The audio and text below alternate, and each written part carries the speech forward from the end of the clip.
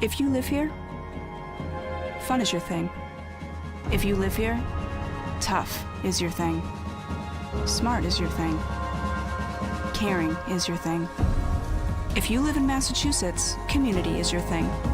Since 1972, the Massachusetts State Lottery has provided over $25 billion to help cities and towns with the things they need most. If you live here, giving is your thing.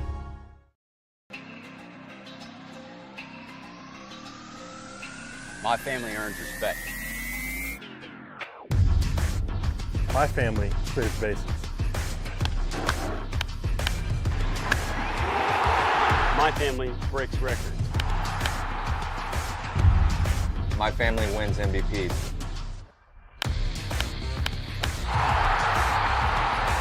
My family gives everything. My family makes history. My family wins championships. There's no family. There's no family. There's no family. There's no family like my family. Join the fam. Join the fam. Join the fam.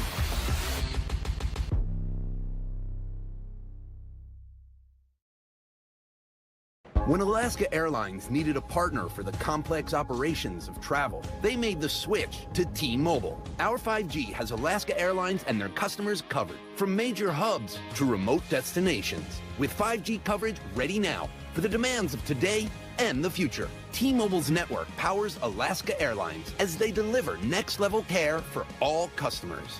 5G ready now. That's how unconventional thinking is better for business.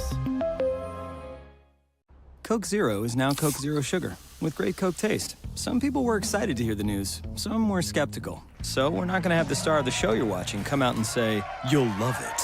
No special jingle written by this week's hottest pop star. No famous internet celebs who happen to be holding the label just so. Okay, maybe just one little pour shot. The only thing that will make you believe Coke Zero Sugar has great Coke taste is trying it yourself. Ice cold Coke Zero Sugar. Try one today.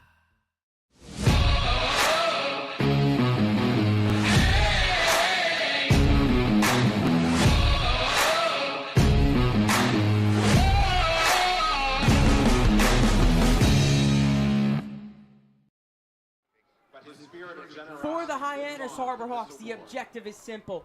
Win, and it's done. They will be locked up in the number 2 spot, and we'll just have one more game to play tomorrow night against Bourne. But first, they've got to get that win here tonight against the Wareham Gatemen from McKeon Park.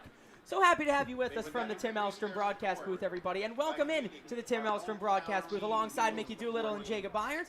My name is Michael Kirsting. Now, guys, our Hyannis on a 3-game losing streak. We haven't been able to say that too much as of late. They've been real hot, but just tonight, they just got to get one.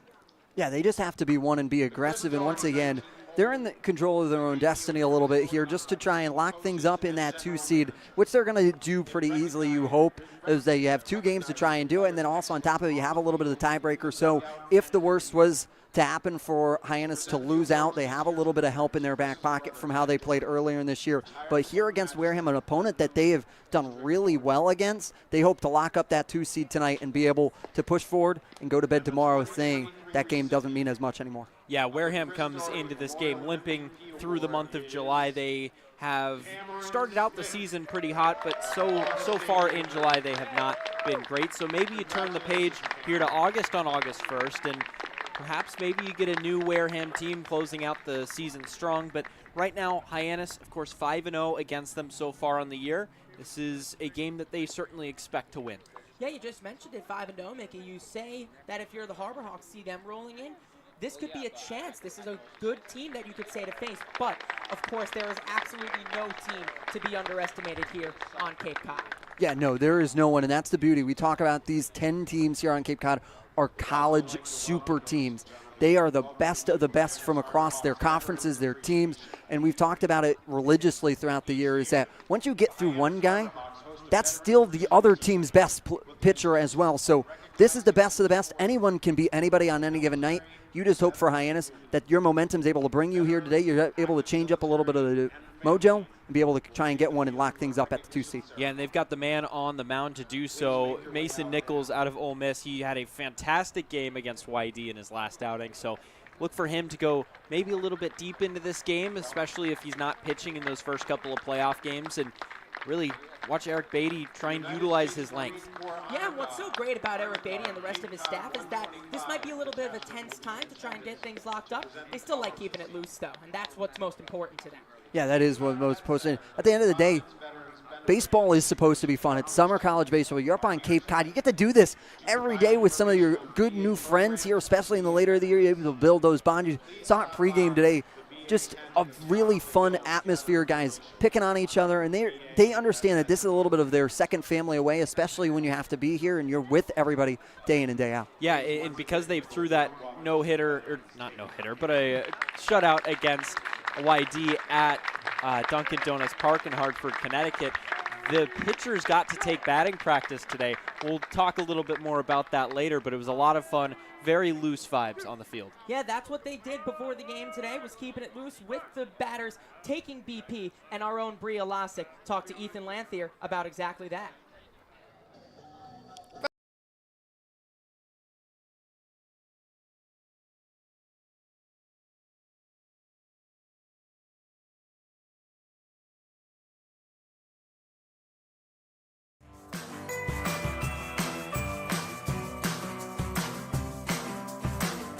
A brilliant idea starts at the source.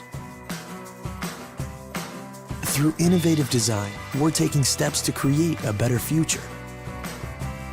Now, the pure fresh taste of Dasani comes in a redesigned bottle, up to 30% made from plants, and as always, it's 100% recyclable. Plant bottle, designed to make a difference. This BBB seal. Ian Park, I'm Bria Losick alongside Ethan Lanthier from Kansas. Ethan, today you got to have a little bit of fun before the game, something you don't usually get to do, which was do BP, thanks to your shutout performance at Duncan Park, the whole bullpens. How was that, first of all? It was a lot of fun. It took me back to high school, and I got to hit a lot. Didn't get any home runs, got close once, but it's just not going to cut it. It just won't. Well, okay, I have a question. So, bottom of the ninth, 2 outs, Hawks need a walk-off. Who are you putting up to the plate from all of your options that hit BP today? I feel like you got to put myself or Evan in the box right there. That's what I'm going with. No JB Middleton? He was kind of roping some balls. If me and Evan got hurt, then you could go to JB. Okay, opposite of that, in that same situation, who are you kind of holding your breath if they're coming to the plate? I don't think you want Darren Horn in that spot. You just don't want that. High spin rate, not exactly a... High spin rate, no swing rate, though, whatever that means. He doesn't have it. Doesn't have swing rate. I don't know if anyone does. But, okay, final question. You know, you come to the park, you listen to the same music every single day during BP. I know, we play the same thing. Sorry about that. But if it was your choice, what would you want to listen to during BP? All country music, all old stuff. George Strait, then some newer stuff too, like Luke Combs, could throw him in there. All country though. All right, we'll have that for the playoffs then. Awesome. All right. Good. Thank you so much, Ethan. Back to you guys in the booth. Pre-game show rolls on here with the Dugout Show alongside pitching coach Eric Luxus. Taking the mound for the Harbor Arcs tonight is Mason Nichols, who looks to build upon another strong performance. You saw him last Wednesday at Dunkin' Donuts Park throwing a gem at that AA ballpark. Can you really speak to that performance? Yeah, I mean, that was the best performance of the summer, possibly in the entire Cape. I mean, he went 5 no-hit innings, almost 6 perfect innings. You know, he was just outstanding. He had all of his pitches working.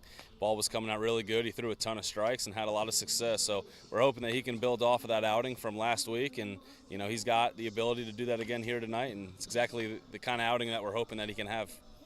What do you think determines his success and what made him so successful a week ago? You know, it's just being prepared and just kind of being in a routine. You know, he's kind of been all over the place. You know, early in the season, he was more of a bullpen guy for us, and then he had the Team USA workout, and then he came back and we put him in a starting role, and then he had 10 days off. And I just think the inconsistency a little bit was difficult for him, but the last 2-3 weeks, he's been in a consistent role, and I think we're starting to see that pay off in a good way for us. Ultimately, down the stretch, it gets a little bit of a logjam here before you have playoffs starting on Friday. Is there anything you're expecting out of the bullpen of these next couple days, or a little bit take a breath before you start to have to play for baseball that actually somewhat means a little bit more? Yeah, we just want to see these guys command the strike zone and just make sure their stuff feels good. As long as they walk off the mound at the end of their outings and they're like, Coach, I felt good, and that's what we're looking for these next couple days heading into the postseason. So we're just looking for pitch execution. And then second to last game, last regular season game here at McKeon Park. Is there a memory right now that stands out to you? Not yet. Okay, I mean, it's been a great summer, but the memory that we're hoping for hopefully comes in 10 to 12 days from now. So I'm going to hold off for now, and you can ask me that again in 10 to 12 days, and hopefully I have a good answer for you. Awesome. Eric Luxus here on the Dugout Show. Retirement strategies come in all shapes and sizes. One strategy does not fit all when it comes to reaching your retirement goals. And considering all your options may be, well, more than you want to think about. So whether you're looking to retire or already living in retirement, you need a strategy tailor-made for you. Fairway Financial can create a personal retirement strategy just for you, designed to take care of you and your loved ones. Call us today at 508-398-3337. We welcome you back to McKeon Park. Just talked with Coach Eric Luxus. You did, Jacob Irons, about Mason Nichols and his stellar start at Dunkin' Donuts Park in his last outing. He's going to have to really do a lot of the same today as he's back on the bump. Yeah, and Coach Eric Luxus talked about it in that pregame interview, just being able to have a little bit more in favor of him, of it's like finally getting into a rhythm, getting into a consistency, and that's why they bring him out tonight, trying to lock things up and have a consistent guy that has been really one of those guys that you can circle and know what you're getting out of him time and time again. And he's been holding to his training regimen, which they love. Yeah, Mason Nichols is a guy that got called into Team USA earlier in the year, had a bit of a weird half and half season with Hyannis, ended up coming back and has come back and looked really, really good. So this will be interesting to see how he reacts to another home game here at McKeon Park, and the Harbor Hawks have taken the field. He's a guy who can really be a good piece for them come the playoffs as he takes the hill here today, he really established himself his last time out at Dunkin' Donuts Park, taking a no-hitter into nearly the sixth inning, just couldn't get that last out of that sixth inning. He takes the hill today in hopes of repeating that success. Yeah, Mason Nichols hopes to try and get things back going, comes in with a 4.09 ERA, has one save on the year. This will be his 8th appearance and now 6th start of the summer. Struck out 14, walked 14, pretty K to walk ratio rather even, giving up 16 hits. And like you talked about, 5 2/3 innings, walked 1, struck out 2, did not give up a hit. He did 5 2/3 innings really well, and he pitched a gem there, and he was in command the entire time. Especially, we talk about it, he worked the 2 E's, effective and efficient. He was doing really well on that. Yeah, there you see the numbers. He's mainly going to be a fastball slider guy, and sometimes that's all you need. If you have 2 pitches that work really, really well and you're able to locate both of them like Nichols can, it's definitely an effective arm. Now, as his career goes on, he might need to add a 3rd pitch, but for right now, where he's at, those 2 have worked really well, and you saw it at Dunkin' Donuts Park against YD last week. Yeah, sure made the trip worth it as they went down to Dunkin' Donuts Park in Hartford, Connecticut, and beat YD 8-0. And as he's come back from Team USA, you notice those innings ticking up a little bit. You've seen the 3 that you always want to get out of him, but you saw 4 innings against Harwich, and then at Dunkin' Donuts Park, got a good 5 2/3 out of him. Something you really want to see are those solid 4 or 5 innings. At this point, we can almost say 5 innings. And if you can get to 4 and even 5 in decision range, how important is that going to be in the playoffs? And once again, I wouldn't be shocked if we see a little bit of a smaller rotation out of Nichols here tonight, but he's going to go up against a Wareham Gatemen lineup that runs with J.C. Cologne at the top, at the shortstop behind him, Dorian Gonzalez, the second baseman, Bobby Bowser, the center fielder in the 3-hole today. Grant Hussey, the first baseman, who has been fabulous for this team, comes in 4th in the Cape Cod Baseball League in 31 RBIs, tied for 1st in the league with 12 doubles as well. Gant Sherrod behind him. Josh Stevenson in right field today. Garen Caulfield, the designated hitter.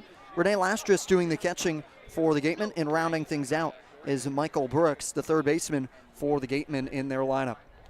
And J.C. Cologne, the shortstop, digs the chalk in the righty batter's box. He is ready, and Nichols toes the slab to wind and get us underway from McKeon Park. The Gatemen and the Harbor Hawks are live from Hyannis, Massachusetts here on Cape Cod. First pitch goes low. We are underway. Start time 6 p.m. on the dot here on the East Coast. Here's the 1-0 to Cologne. Catches the outside corner, and Nichols off the mark. 2 pitches in. Yeah, there's a couple of fastballs from Nichols. You'll see him rely heavier on fastball rather than slider, but slider, a great 2-strike pitch, is a very lively fastball with a good amount of velocity on it. And that's why you talked about it. He only needs 2 pitches because his fastball even has some run to it as well. So when you have a fastball that's able to move really well, that limits you from not having to have as many pitches. Here is the 1-2, wave and a miss, and Cologne just had no idea what to do with that. One batter, one swinging and missing strikeout for Mason Nichols. Yeah, this is how the Hyannis defense will stack up against Wareham. Outfield left to right, Mitchell, Taylor, Earhart. And then on the left side of the infield, it's Smith back in the lineup, Gazdar at short, Hainline at second, Ike at first, and then Bennett Thompson, the battery partner with Mason Nichols today. First pitch to Dorian Gonzalez, just misses outside. You see Cam Smith back in the lineup, as is Zach York. You guys, given the off day yesterday, just to kind of build some momentum for today and tomorrow before the off day heading into the postseason. As here's the 1-0 to the second baseman on the day. Swing and a miss at the high fastball. Yeah, Smith, because he pinch hit last night, has now still played in every single game for the Harbor Hawks, which is just incredible. Reason why he was awarded the Harbor Hawks MVP today. 1-1 is a high fly ball to the left side. Charging in is Mitchell. He's underneath it, and he makes the play to put away Gonzalez for the second out of the top of the first. Yeah, quickly moving through this order. Nichols picking up right where he left off against YD, and now 1 out away from a very, very quick 1-2-3 first inning. So 2 away, that brings up Bobby Bozer. He's the center fielder today. Last time these two played, he played right field, had 2 doubles on the day. And he swings at the first pitch and fouls it back. Nichols has hit 94 today. That means his velocity is kind of right where it has been all year long. Catches the outside corner quickly, 0-2 on Bozer. That's just paint. Yeah. That's up and away, so hard to do anything with. Right on the black of the plate. Perfect, perfect location. Here's the 0-2 to Bozer. Fouled into the screen again, and we'll do the 0-2 again. And Bozer is a very disciplined batter. Comes in at first in bats on balls, so walks here with 31 on the summer so far. Base on balls. Yes, right? excuse me, base on balls. Yeah. As here's the 0-2 to Bozer. He went off speed and missed upstairs. That's one of the first sliders he's thrown today. Maybe lost the release point just a little bit, but still very much. It's on an 0-2, you can afford to do that with the bases empty. Here's the 1-2. Nichols deals, and it must have hit off the knob of the bat. And we'll do the 1-2 again. And Bat Boy appreciation here today. Hyannis Athletic Association President Dan Johnson and General Manager of the Harbor Hawks, Nick Johnson, are the Bat Boys tonight. We need to see them race the Wareham Bat Boys. that will be an event. I don't know. I'm thinking the Wareham Bat Boys may have a bit more speed in those youthful knees of theirs. So it is now a 2-2 count on Bozer. Nichols stands 6'5", 215 on the hill. And he winds and deals the 2-2. It's on the ground. It gets under his glove. So Hainline has to quickly field and throw, which he does in time to put Bozer out for the final out of the top of the first. 1-2-3, go the Gatemen. After a half, Wareham nothing, and the Hyannis Harbor Hawks coming to bat. Hey, Mama, what's up? Did you switch my service from Verizon to T-Mobile? Yep. T-Mobile has the only nationwide 5G. Well, Mr. Know-It-All, let's see if you right about that. Mama.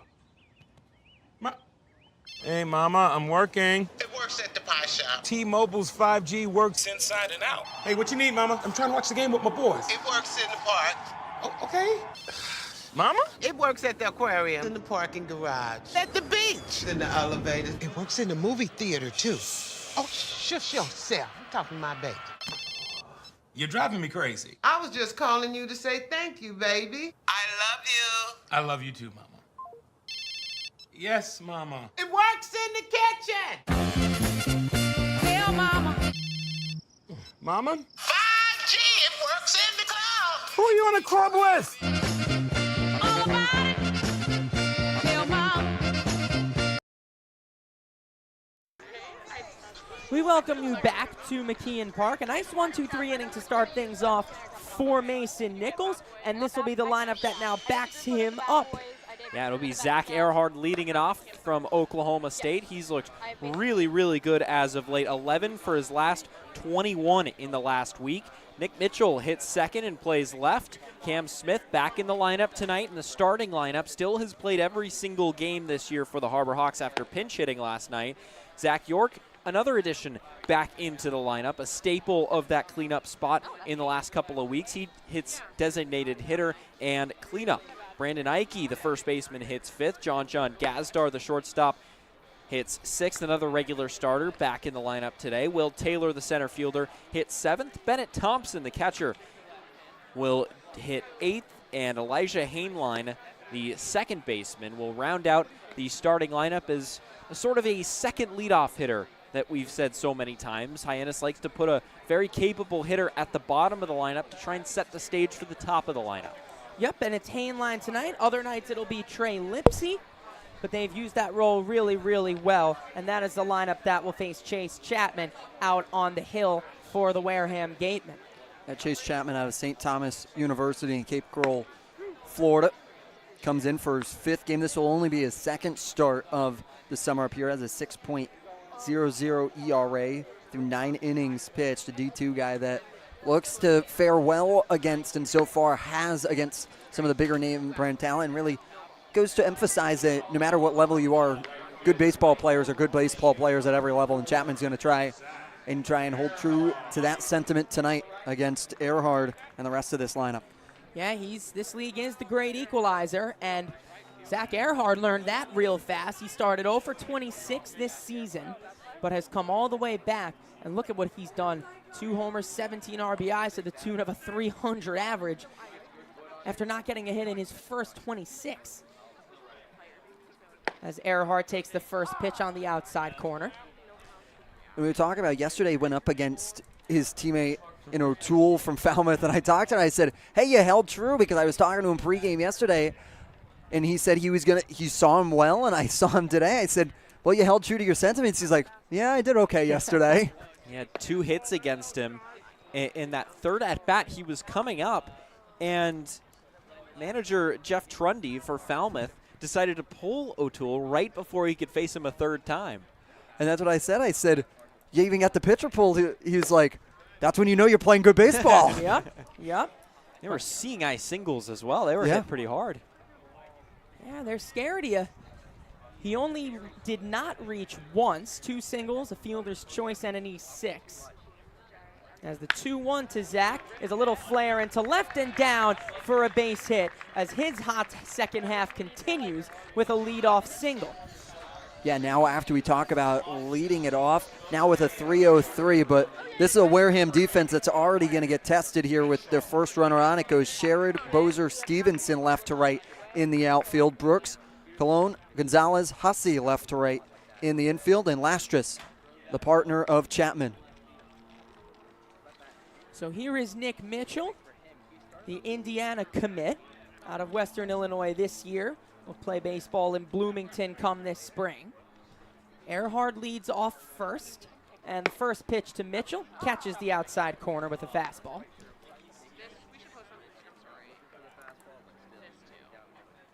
Of course, the last time these two met was just a couple of days ago back here at McKeon Park. It was a walk-off single from Bennett Thompson, the catcher for Hyannis, in a 9-8 win. That was a back-and-forth game. Yeah, that was one of the better games of the season, in my opinion. They went down 7-4. A Grand Hussey grand slam is what put Wareham on top in the top of the 7th. Hyannis punched right back for 3 runs of their own. Just to keep the game close, they kept it within reach and eventually walked it off via Bennett Thompson, a scorcher down the third base line to win the game. As here's the 1-1 to Mitchell. While outside, now 2-1. And that's what Wareham has to imagine that they're fighting for, is being in close games. Although they're eliminated from the playoffs, they want to play spoils here, and the best way that you can do it is try and contend every night. When we see Chatham going on a tear, the minute they get eliminated from playoff contention, they've won 2 of their last 2 against some of the top teams in the East and the West. Yeah, nothing scarier than a team that has nothing to lose. A team that's hot that has nothing to lose could be the only thing scarier. As here comes the 3-1 to Mitchell with Earhart leading off first. It's a high fly ball to the third base side foul. Lostris and Brooks are over, but it makes the seats. Already down, being active down there with all the kids in attendance here today, and a pup down over there as well. Might be getting a new ball. That's a nice toy. Dog might have had the best reaction time to that foul ball out of anybody. Got a packed house here tonight. Military Appreciation Night here at McKeon Park as well. As here is the payoff to Mitchell. It's outside, a nicely worked at bat from Nick Mitchell. The first 2 Hyannis Harbor Hawks have reached in the bottom of the first for Cam Smith. Yeah, they're just taking good at-bats right now, able to see a lot of pitches, work Chapman's pitch count. And now they bring up one of the better hitters in the league. So in the last couple of days, has cooled off maybe a little bit. This is the game for him to refine his form here. After the off night last night, we'll see if he can hit stride once again. Smith struck out in a pinch hit appearance last night, but did not start the game. Takes the first pitch low with that at-bat and the strikeout. He's now 0 for his last 10. And they're talking to a couple people that are vastly more knowledgeable, especially in statistics. I asked him about the day-to-day. He said there's nothing statistically that proves your offers go day-to-day, that it's all in mentality. There goes Earhart, and there goes Mitchell late, as there's Earhart in safely down as the throw came to third. The double steal is successful. No more double play, and 2 runners in scoring position for Hyannis. And for the second time in 2 days, Zach Earhart has stolen third base. He had 3 stolen bases last night. 2 of those were to second, but this guy has become just a nuisance on the base paths to opposing teams. Now the 1-1 to Smith is a fly ball right field and deep. Over is Stevenson. He's back and makes the play. Tagging is Earhart. The throw will come into second, and Earhart scores on the fly ball from Cam Smith. A productive out as he scores Earhart. Mitchell advances to third, and the Hawks are on the board in the bottom of the first. Great piece of hitting. Once again, Cam Smith knows what he needs to do when he steps into that box and does it really well there, about just getting a deep fly ball out to Stevenson to take advantage and be on the board first. That's huge for these Hawks. And in those situations, you can afford a fly ball there. Nobody out with the runner on third. Just elevate the ball is all you have to do. As the first pitch to Zach York is away. Now Mitchell leads off third, so a fly ball for York will also probably score Mitchell with his speed. The lineup construction you talk about, getting your 2 contact guys on and then having two of the harder hitters behind them that can be able to get aboard as well. That one gets away, and here comes Mitchell home. Scoots all the way away from Rene Lostris behind the plate, and Zach York just had to stand there and let Chapman do the work himself as Mitchell scores on the wild pitch. Now 2-0 Hyannis. Exactly what Hyannis wants after a little bit of a sour taste left in their mouth yesterday and a tough walk-off for Falmouth against these Harbor Hawks. They come out with a little bit of a chip on their shoulder, seeing that they respond for 2 here. Get 2 so that you're able to be ahead. And that's on the ground and through the right side for a base hit. So York reaches. Would have been an RBI single had the ball not scooted by. So York now reaches. Nice little handshake there between him and Coach B.J. Johnson. They've gotten really close, those two have. You can hear them constantly jawing between each other. Pre-game BP. Zach always challenging him to throw him a different pitch as Brandon Ike digs in. B.J. Johnson will occasionally throw, he throws BP, and occasionally he'll throw a pitch that York has just never seen from B.J. So he'll be completely taken aback and looking wild trying to hit it, but he tries to crush it every time. And during BP, maybe we forgot to mention that Coach Johnny Davis and Coach Eric Beatty also got a few swings themselves. And Coach B.J. Johnson threw one of those pitches as Ike grounds it to short. Colon to second for 1. Gonzalez to first. He couldn't quite get him in time. So Ike reaches on the fielder's choice as York is out at second on the force. Good turn by the Mizzou man Colon over to second. And there you see the general manager of the Harbor Hawks, Nick Johnson, playing ball boy today, bat boy today. Got to be spry over there, especially when team's on offense. Everything seems very loose at the ballpark today. From batting practice, from the jump, it's just good vibes right now. And I think that's big because you could let a 3-game losing streak get to you if you're a certain team. Not Hyannis, though. They just emphasize that baseball is all about having fun, especially out here on Cape Cod. John Gazdar has been a guy who has embodied that himself. As here is the 1-0 to Gazdar. It's outside. Did want to mention, give B.J. Johnson some credit. He buckled Eric Beatty with one of those pitches. It was a slider, I believe, in on his back foot. And he said, if I can get that spin rate from standing in close in front of the mound, it's got to be pretty good. Wish we had TrackMan open for that one. As here's the 2-0 to John. Right back up the middle for a base hit. Solid contact off the bat of John Gazdar. As his last 5 games, he has been on a heater.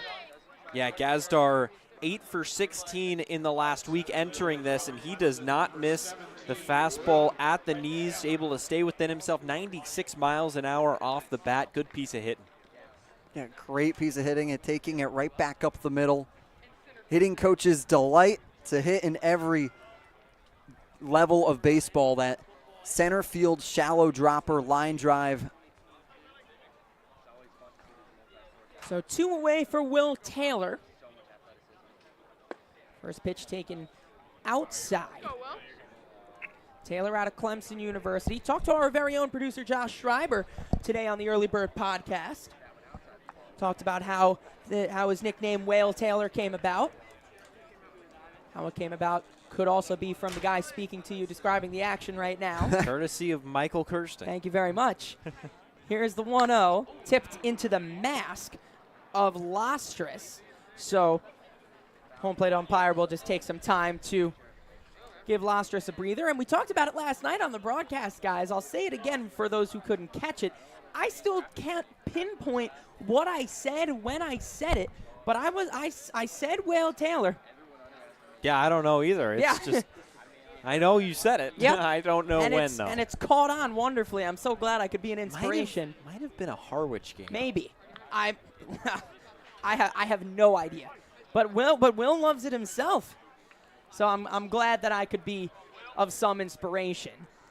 A lot of whale calls, being made through the ballpark. Swing and a miss on the 1-1. Gotta love it. Maybe they'll go back to Death Valley with them, down over to Clemson with them. Hey, a few Harbor Hawks down there. I can get myself down there. I'll encourage the whale calls. We should get a few more down there into Death Valley too. He's got a 1-2 count on him with runners off of first and second in Gazdar and Ike. The 1-2 to Taylor is a high fly ball to right. In comes Stevenson, and he makes the play to put Taylor away for the final out. But 2 runs scored. Good response after a big loss last night from the Harbor Hawks to just get themselves on the board right away. 2-0 Harbor Hawks as we go to the second. We all have obstacles, challenges at different points in life. I still push myself every single day, and the harder I push myself, the more I find myself drawn to wearing UFOs. The first time I put on a pair of UFOs, it was like someone released the pressure. It was so crazy. When you are recovered and can do more, that has a compounding effect on all aspects of your life. Stepping into a pair of UFOs, they're truly one of a kind. There's nothing like them. Best ever? Good question. Wait, why do you sound like Dr. J in your head? I've always sounded like Dr. J in my head, which means Dr. J's outside voice sounds like my inside voice? Which Coke? The doc would know. He got the world to call him doctor without going to med school. There's only one best ever.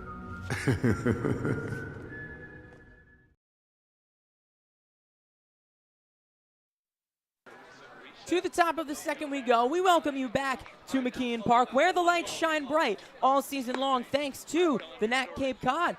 Offering 2 convenient locations on Cape Cod, the Knack is the perfect spot for a burger, taco, or even a milkshake. Visit the knackcapecod.com to order online today. The Knack Cape Cod is the official Light Up the Park sponsor of the Hyannis Harbor Hawks all season long. It's been a minute since I've been there, guys. Got to get myself that mocha milkshake the next time I go. Yeah, looking forward to it again. Oh, yeah. Got an off day on Thursday. Perhaps that could be the day. And that Cape Cod delivers, but so has Mason Nichols in the last couple of games. He now has tossed 7 2/3 hitless innings in a row. Wow. Hey, don't knock on wood here, I Mickey, know, for this I one. know. You don't want to jinx it all that much, especially with the Wareham team. We talked about it in the open about how any team can really start going. But Mason Nichols has just found his rhythm right now, and it's developing that. And that's exactly what Eric Luxus said in the pregame was he now feels like he has a schedule, has a rhythm to his day-to-day activities. And how important is that going into the playoffs as well to get your pitcher on his highest of highs that he's got this season? He can come in and give another 4 innings here. That's going to be really dangerous for him coming into his 3rd consecutive good start going into the playoffs. And that could be the exact energy that Hyannis rides in with. First pitch to Grant Hussey is up and in, but swinging and missing is Hussey. He provided the big blow the last time these 2 teams faced each other with a grand slam in the top of the 7th. So Nichols will have to be careful around him, as it'll be an 0-1 to the first baseman for Wareham. It skips about 58 feet. Count is now 1-1.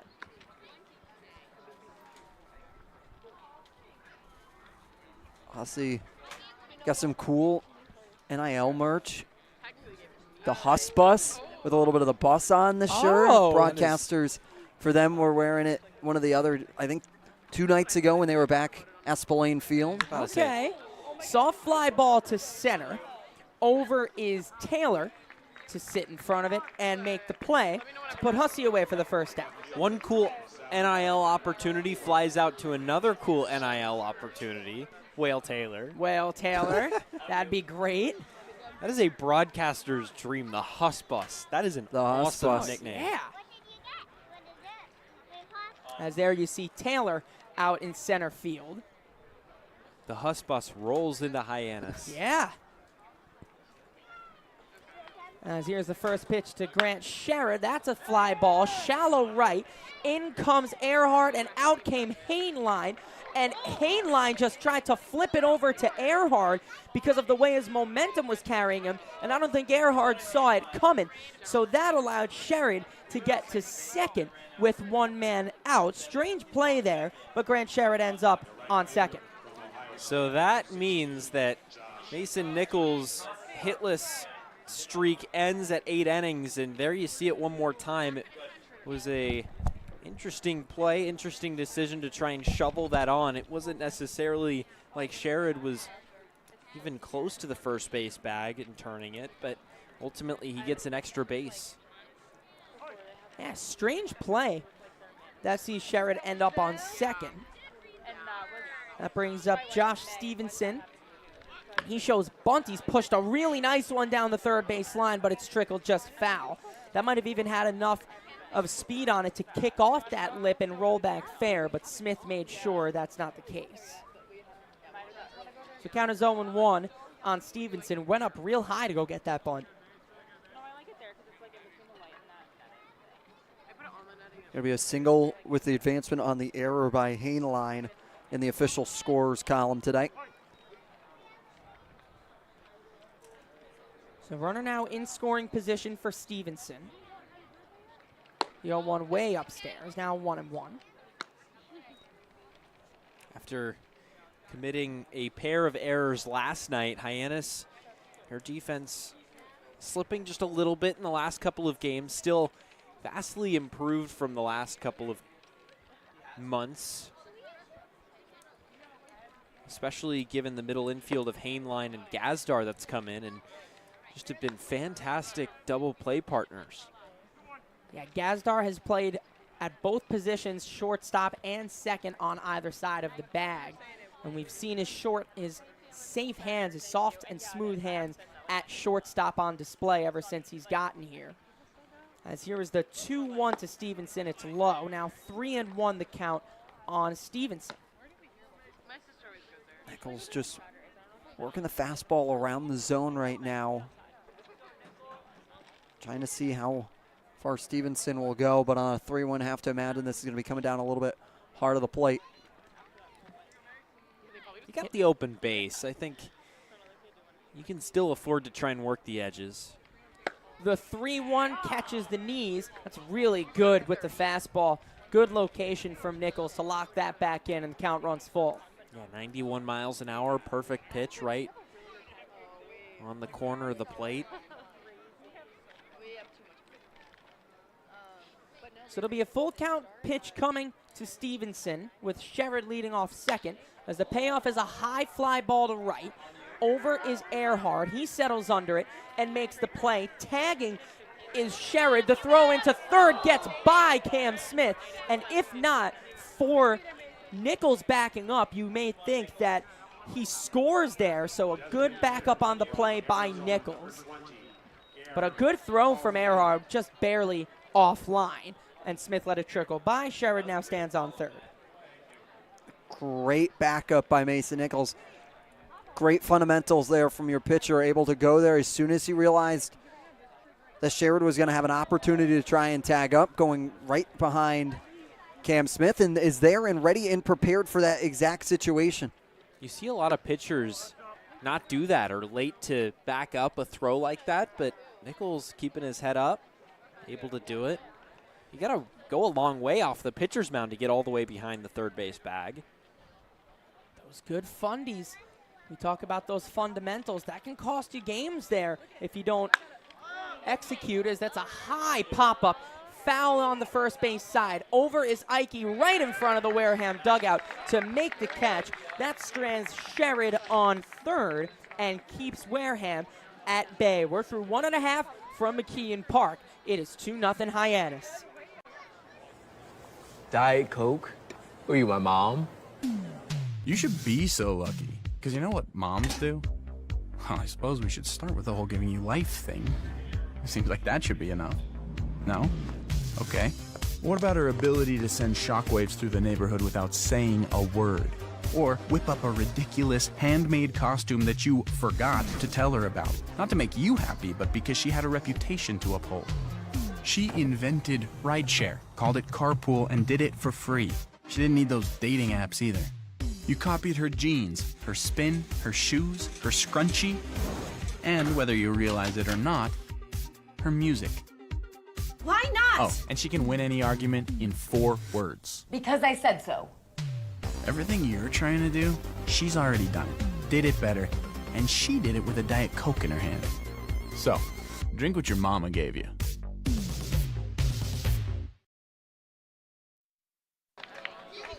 So to the bottom of the second we go. It is 2-0 Hyannis over Wareham as we're early into this game. As we take a look at the umpires today, calling this game. Mike Griffin behind the plate, Stephen Williams at first, and Paul McKean, not McKeon, McKean at third base from United Collegiate Baseball umpires.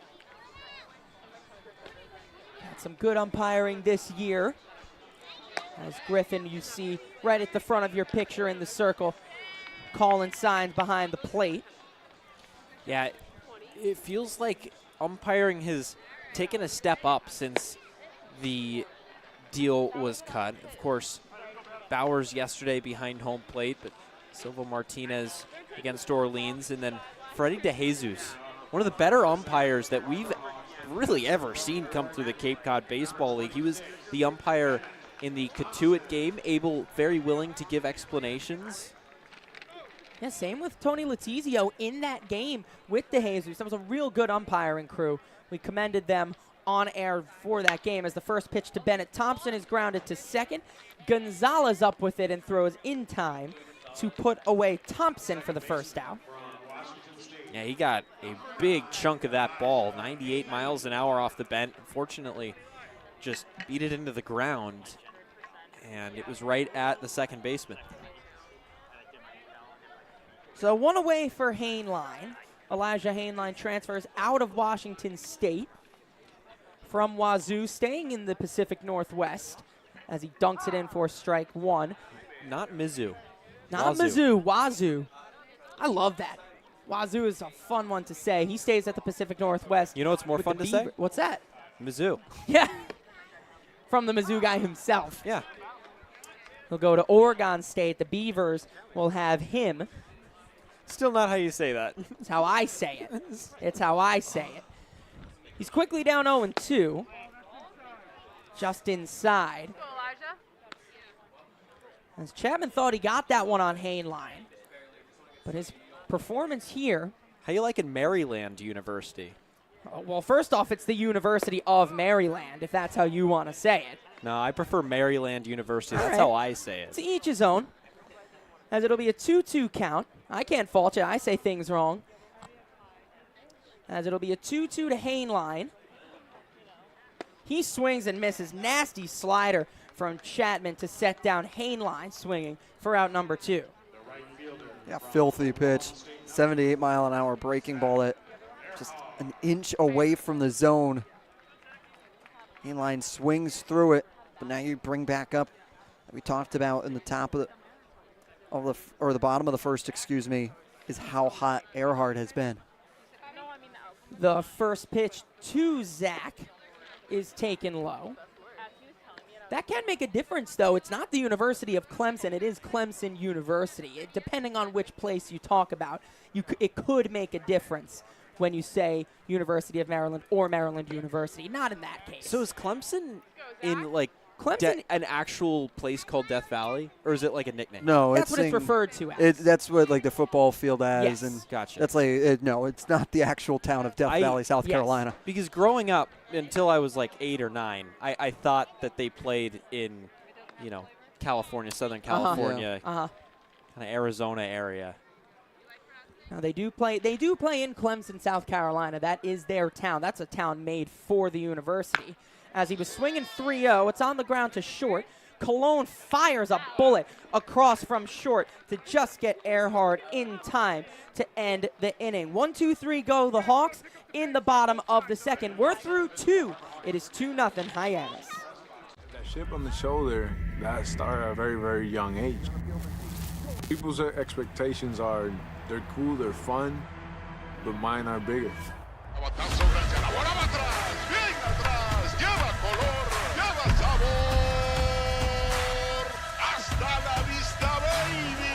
When you play in New York, they want to see winners. It doesn't matter if it's a Monday or a Friday or a Saturday. You got to come with it, or those fans will let you know. Pick one thing from me, pick one other thing from another player, make it your own, you turn to who you want to be. What motivates me is the unknown. How good can I be? You get away from the lights, get away from the camera. Mientras más presente yo esté en la caja de batería, más éxito tengo. Man, how can you not keep it fun, man? This is a kid's game. If you could go back and tell 10-year-old Francisco one thing, what would it be? Be a bad mother. Let's go to the third. 2-0 Hyannis here on the Harbor Hawks Baseball Network. As we take a look at the standings, not too much of change aside from the fact that Cotuit has now clinched the Western Division. And along with Cotuit, able to get the President's Cup in theirs for the best regular season record, as they've been able to clinch that up now with the remaining games. And everything else is still up for grabs. Big game tonight is YD versus Orleans. That could very well dictate where the East is run through, whether it's Eldridge Park or Red Wilson Field. So that's a big game tonight. And for Hyannis, they're just trying to lock things up, get that 2 spot, make sure that's a little more firm, that you're able to have home field advantage in the first round of the playoffs. Yeah, and that's huge. We see the splits home and road with record in each of the teams, and there's only a select few teams with winning road records. Of course, coming into this game, Hyannis 10-10 on the road. Wareham 2-17. Wow. And for Wareham, who has been eliminated from playoff contention, they have a pretty good home record, 13-8. That's a high fly ball to the left side. Smith settles underneath it to make the play. That's a home run in an elevator shaft as Smith puts away the first out. And the only teams in the West that are locked into their spot, their seeding, is, of course, Wareham, who's eliminated. Bourne at the 4, so they're definitely going to be the 4, and Cotuit at the 1. So we have the playoff matchups. We don't necessarily quite have the home field advantage between Hyannis and Falmouth, but the first round is going to be Bourne against Cotuit, with Cotuit at home field advantage, and then Hyannis against Falmouth. Yes, here's the 0-1, waved at and missed by third baseman Michael Brooks. Quickly 0-2. I was talking to a few people earlier in the season. They said that there wasn't much of a home field advantage, and I said I disagreed with that for this reason exactly. I mean, Wareham goes on the road, and they've got such a bad record as it's on the ground to short. Gazdar fields and throws across his body, and there's that great, wonderful fielding from John Gazdar. That is not an easy play, but everything he does out at that shortstop position just looks so effortless, so natural. Yeah, very nice off-balance throws. Momentum pulling him in, but there you see he throws off of 1 foot and gets so much behind it still. John Gazdar has been a great addition to that shortstop position for Hyannis. Lineup now turns over to J.C. Cologne. Takes the first pitch low. And so far that comes in now is really solid outing for Nichols, continuing here today after getting 1 hit and faced a little bit of traffic with Sherrod back in the second, trying to be quick here again and face the minimum. Yeah, he's just 1 past the minimum, as just the 1 hit from Sherrod, as Jacob mentioned, is the only action so far for Nichols through 2 2/3. The 2-0 is a fly ball to right. First step back, next step in for Earhart. He puts it away and makes the catch to end the inning. We're through 2.5. It's 2-0 Hyannis. But before we go to break, we will send it to our own, the 4th member of our team, our very own, Bria Lasek. Thanks, guys. Over the past couple of Ray Korn very well. Spent a lot of time in the bullpen talking to him. He kind of keeps to himself down there. He may be interesting guys, not only at this ballpark, but in baseball. He's been working in baseball for 50+ years and has traveled all over doing so. He's coached in Panama, Cuba, Europe, Taiwan, all. His main takeaway from doing so is that baseball is the same everywhere. He said it's the same night, same play, and there's really no difference. And I asked him, you're in ECA Hall of Fame experience over the past couple of years. Why are you here coaching summer ball? And he said, why would I take major league? Those doing so. They already have made it. They've reached their goal. I want to help the guys right here that are trying to achieve that. He's really just one of the most interesting people that I've met, and if you have the chance, you should probably go. Yeah, that's just so awesome to hear out of Coach Ray Korn. Thank you very much, Bria. He really is such an interesting guy, and to be able to have that experience in the bench and out in the bullpen on certain days is just absolutely invaluable for the younger guys. Yeah, a guy just exploding with a wealth of knowledge on pitching. A guy that understands everything from sequencing to arm slots to grips. If you have a 5-minute conversation with him, you are going to learn more about pitching than you have ever learned before. And it truly is one of the more interesting conversations that you can have in Hyannis. So Nick Mitchell will lead things off. We thank the fourth member of our team, Bria Lasic, once again for another great report as the first pitch is shot to second. Dorian Gonzalez fields and throws low. Hussey can't pick it out, and the fast speed, the quickness of Nick Mitchell forces an error as he reaches to start the bottom of the third. Yeah, Hyannis immediately getting a base runner on, and that's big because that brings up the heart of this order in Cam Smith with runners on base. And it is going to be ruled an error officially. E4. First pitch to Cam Smith is outside, looking for his first hit in 4 games. But a sac fly back in the bottom of the first did get the scoring started. A nice hard hit ball that just found the back of Stevenson's leather out in right field. As the 1-0 is outside again from Chapman. Got to be careful with him. Can't make a mistake to Cam Smith. Hitting a solid .350 on the summer. 6 homers and 25 RBIs to his name. Yeah, and we've seen him be able to spray the ball to all fields. We've seen him homer to right, to center, to left. A guy that can just hit the ball hard wherever he's going to put it, but he chases an off-speed pitch away. And what a guy he's become. They had a little bit of turnover at third base, and I mean, he's just been a revelation ever since he made that third base spot his own. Found a little bit of comfort, and he's never looked back since.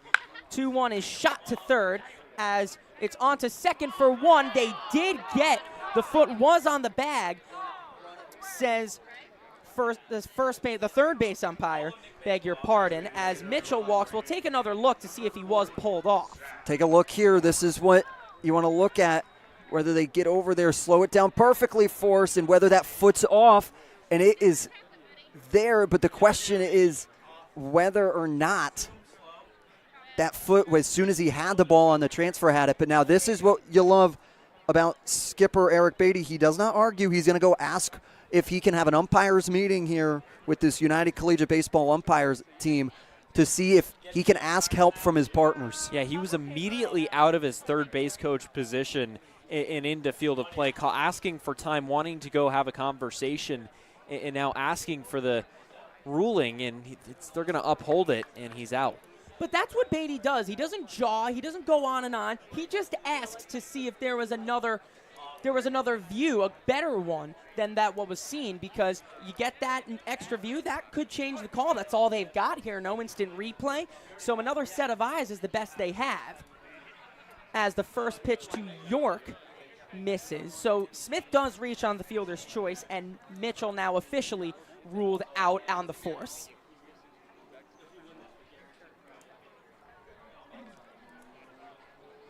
The 1-0 to York is a high fly ball, shallow center. In comes Bozer, and it dunks in between him and Cologne, and Smith will reach second. That's a Bermuda Triangle-esque ball in there, and coming in was Bozer. Could think that one was his, but Cologne wanted to make it his own, and to his fault, there are now runners on first and second. Yeah, Bozer just got a late jump on it. He started out, and then he came charging in, and it just dropped in between everybody. He just didn't get quite a good read on it. I know that they tell you the first step should always be back, but sometimes on those shallow fly balls, if you know it's going to be shallow, the best center fielders and the best outfielders, their first step is immediately to the ball. But Bozer has proven that he's a capable outfielder. High fly ball to right. Back goes Stevenson, turns and looks, and it's fallen, and it's down for a base hit. Rounding third is Smith. There will be no throw as Gonzalez mishandles the throw. It's an RBI double out to deep right field for Brandon Ike. He reaches second. York onto third. It's a 3-0 Hawks lead, but it looked like Stevenson might have had a beat on that, had a chance to make the play. That's a great piece of hitting by Brandon Ike. We always talk about it. Put the ball in play. That's exactly what he does. Makes great bat-on-ball contact over the middle of the plate. Takes it up and in and able to soar it out over to the right field fence. And Stevenson playing close to that wall the entire time. Loses it up against the banners. And with the speed of Smith, able to come in and get another one. And that just goes to show the power of Brandon Ike, because that was kind of more towards the inner third of the plate. It was an inside-out kind of hit that went 95 miles an hour off the bat. It was a very interesting approach that you don't see a lot of guys able to get it all the way out to the wall on. Yeah, Ike seems to come up in situations with runners in scoring position basically every game, as the 1-0 to Gazdar is low, and he's come through every time almost. Made his impact felt immediately with a shot at Orleans at Eldridge Park, and has slotted into the lineup ever since, and has found his place at one of either first or third base. The 2-0 to Gazdar outside, now 3-0. Gazdar has York on third and Ike on second with first base open. Got a 3-0 count to his favor with Will Taylor on deck.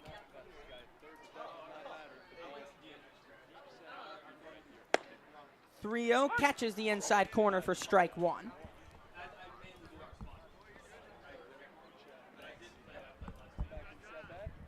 Yeah, just got to keep attacking the zone if you're Chapman. You can afford to have a walk here, but after that, you got to buckle down, but he's lost John. So now the bases are loaded for Taylor. And that's not the worst outcome in the world, because now you set up the force at every base. If there's a soft ground ball that maybe Brooks or Hussey, the corner infielders, come charging in on, they might have a play at the plate where they can throw home and get a force out, where the catcher Lasters can basically serve and take the form of a first baseman with his foot on the plate. You have the double play possibility open as well, which would be huge. So bases loaded and one away for Whale Taylor from Clemson University. Could really break out the whale calls here. As here's the first pitch. Catches the inside corner for strike one. And Taylor today was discussing at-bats with team members about yesterday, especially later in the game, how they approach different situations. As he took yesterday as a learning curve, especially on the 3-2 swing yesterday. So once again, another great player that's looking to develop. That's why you come to this baseball league, and that's what makes Will Taylor so special, is that his investment in trying to develop. He also talked about how big it is that he's no longer going to football camp. A lot of his friends are now reporting to camp just now, and he's still out here on Cape. He's able to do it and focus on the one sport now that he's quit football at Clemson. Very bittersweet moment talking to him, but he's very excited about what the future holds for his baseball career, understanding that he loves this sport dearly. Good block from Lastra as it bounced about 59.5 feet. Now 1-2 the count on Taylor. York off third, Ike off second, and Gazdar off first, with Taylor at the dish. One run already in here in the bottom of the third from McKeon Park. Hyannis leads 3-0 over Wareham. As here is Chapman's 1-2, way inside, high and tight on Taylor. Count runs even to 2-2. Yeah, and there you see the third baseman Brooks guarding that third base line, and the first baseman Hussey way off of the first base line on the right side of your screen. So they really are playing Taylor to pole right now. 2-2 is popped up. First base side, foul territory. Hussey over to the dugout, and it hits on top of the dugout. And Taylor stays alive. We'll do it again. Yeah, new life here for Taylor. Have an opportunity to try and take advantage of these bases loaded for the Hawks. Going into yesterday's game was 240 with bases loaded, a really solid batting average. It'll be another 2-2 to Taylor with the bases loaded. Chapman deals. Did that clip him? Yes, it did. It hits him, and that will allow a run to score. And again, a bit more soft contact on it. The Whale calls out again. And what's our number for hit by pitch? Is that number 60? That is now 60 of the summer for these Harbor Hawks, leading the league in hit by pitches. And now also Will Taylor, now 9 hit by pitches himself. That moves him into second place in hit by pitches in the Cape Cod Baseball League. Hyannis is averaging just below 1.5 hit by pitches a game. That's incredible. I didn't know teams could average even close to 1. I know. Of course, Will Taylor's fellow teammate Trey Lipsy leads the pack. As time is now called with Thompson coming up, bases still loaded with only 1 out. And the Wareham pitching coach out to talk with Chase Chapman. And they're now just going to move the screen in the Gatemen bullpen down the line. So this is going to be, you have to imagine, Chapman's half inning to try and close out here to the best of his ability. They got to get someone warm before they can make a change. Yeah, just telling him to calm down just a little bit. And Casey Scott, the pitching coach, out to have a conversation on the mound, but he's going to leave him in. Coach B.J. Johnson, the first base coach for Hyannis, went around and had a conversation with his guys, and now we're set for baseball again. So in steps Thompson, still with the bases loaded as Taylor's hit by pitch walked in Zach York. Hyannis now leads 4-0. As Thompson takes the first pitch for a strike, as there's your action down in the Wareham bullpen. It's going to be James Hepp down there starting to get warm out of UCLA. You saw Hepp last time these two teams faced each other. Good cut from Thompson. He fouls it back into the screen. Quickly behind 0-2.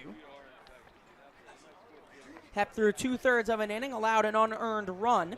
That unearned run being the winning run for Hyannis. Off the bat of this man right here, Bennett Thompson. He's quickly behind 0-2. The pitch low and in.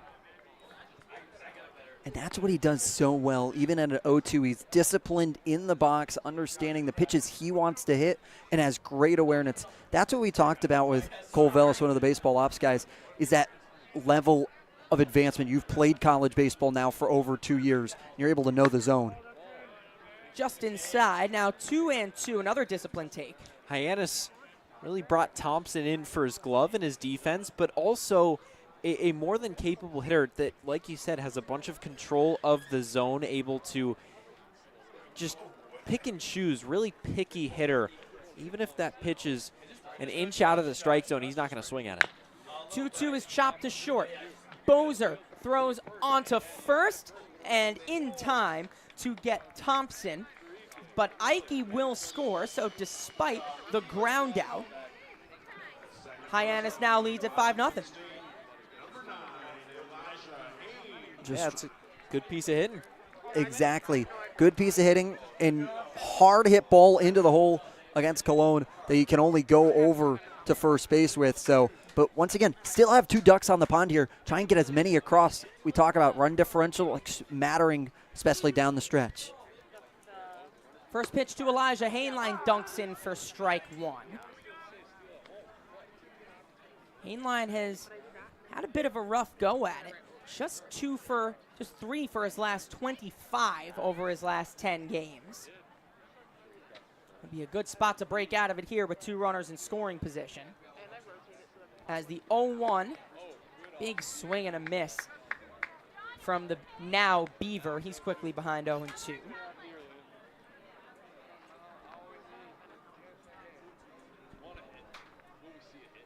So 3 runs in this inning for Hyannis. They're out to a 5-0 lead against Wareham in the bottom of the 3rd.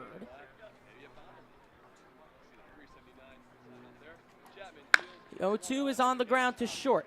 Bozer fields and throws across in time to retire Hainline and end the inning. But 3 more runs score for Hyannis. It makes it a 5-0 ball game to the Hawks after 3.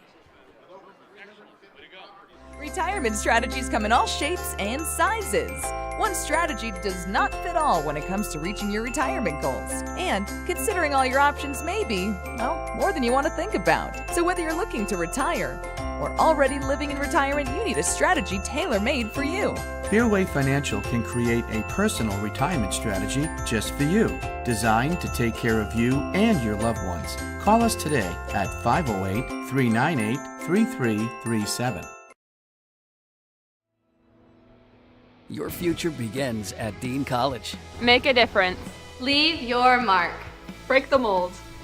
Be a leader. Achieve unimagined heights. Believe in yourself. Make lifelong friends. This is your time. Your place. Your home. Your Dean. It all starts here at Dean College.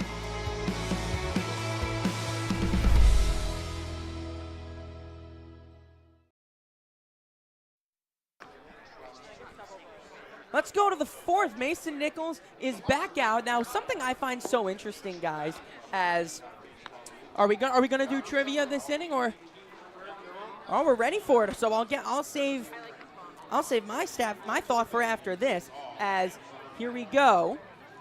Which of the traded players at the deadline, the newly closed deadline, was a former Harbor Hawk? Let's see. All of these guys were dealt at the deadline. Grichuk, Hill, Savali, and Flaherty. I know Flaherty played on Cape. I don't think that he was a Harbor Hawk. I'm going to say Rick Grichuk. I'm going to say Grichuk, too. Give me D. I'm going with my gut here. Flaherty again. Let's see. Oh, we're gonna wait for just a second. Oh, they really teased us there. So we'll find out after the next batter, as this batter is Dorian Gonzalez. So after Gonzalez, we'll get the answer to the trivia question. As Nichols' first pitch is low and away, my thought being that this is a long inning that Mason Nichols had to sit down, so a bit of time off, maybe a bit cool, so maybe could be at a risk of losing a release point the first few pitches. The 1-0 is dunked in and fouled away by Dorian Gonzalez. Now 1-1. God, is it Flaherty? I'm still thinking about it. I'm feeling pretty confident on Flaherty here. I think it's Flaherty as we get cake delivered to the booth. Thank you so much. They're all mine. Oh, wonderful. Got a nice little piece of chocolate cake delivered right up here into the booth for us. My goodness. Oh, it smells so good. It'll be a 2-1 to Gonzalez. Hopefully I don't get lost in this cake during the at-bat as it's low. Now 3-1. Now for Nichols here, laboring a little bit, and nobody in the bullpen right now for the Harbor Hawks, so it's going to be Nichols' inning to close out right now. Ripped to first and past a diving Ike and into right field. Gonzalez rounds first. He's going for 2. The throw from Earhart is offline, and it's a hustle double to start off the top of the 4th for Dorian Gonzalez. Yeah, good piece of hitting. Able to line that pretty solidly, 93 miles an hour off the bat, and gets the table set for Wareham. And good base running, too. You got to be confident. You got to be sure on those if you're going to try and dig that out. No hesitation from Gonzalez.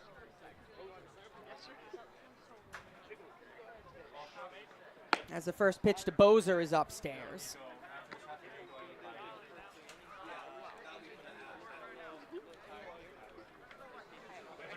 Bozer hitting .219 on the year. Has a bit of power in his bat. 4 home runs and 13 RBIs for the Wareham center fielder. 1-0 inside. 2-0 the count. And Bozer taking a little bit of a mentality here to wait for a strike, it appears, to come up against him, especially with Bozer first in the league in walks. The 2-0 is a fly ball to left. Over is Mitchell to make the play. And retire Bozer for out number 1. That'll bring up the dangerous Grant Hussey. Loud out there, 91 miles an hour off the bat.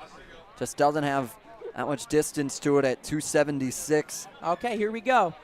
Let's see who that Harbor Hawk was that was traded at the deadline. Oh, it was Savali? Oh, how interesting. Yup, dealt to the Rays from the Guardians. That fooled all of us. As the first pitch to Hussey fouled into the screen. Good job. Good job, producer, I almost said producer Grant, producer Josh, and producer Nico. We need to really nail down our Harbor Hawks knowledge, don't we? Yeah, we really do. The historical side of things. Savali. I think we know all there is to know about this current team. So Aaron Savali, the one getting traded today as it's low. Deadline, of course, just having closed about an hour and now a minute ago.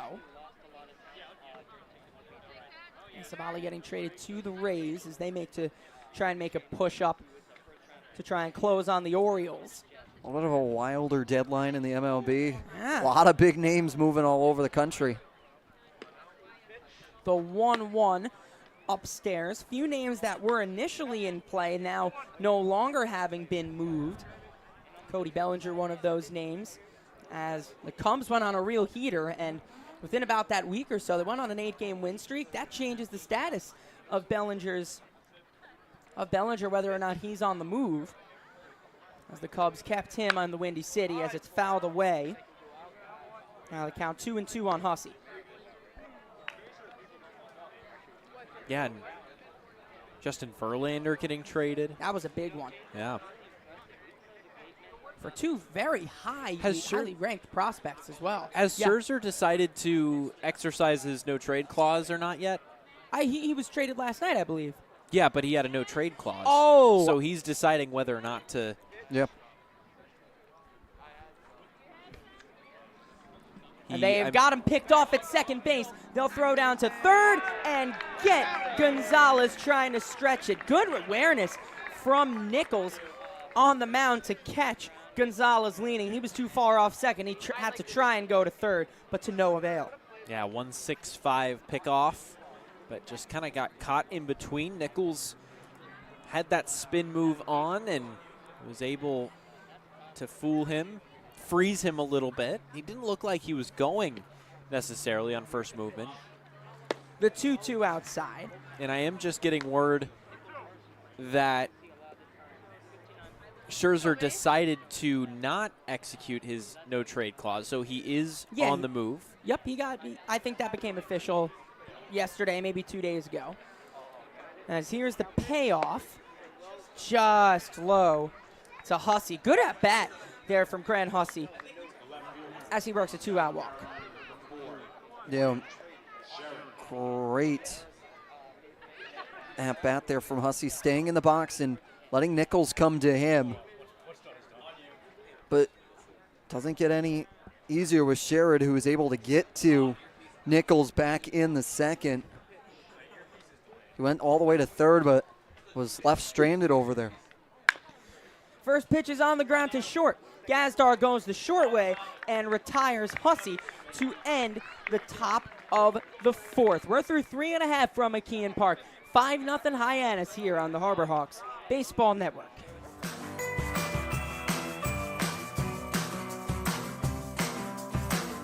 A brilliant idea starts at the source.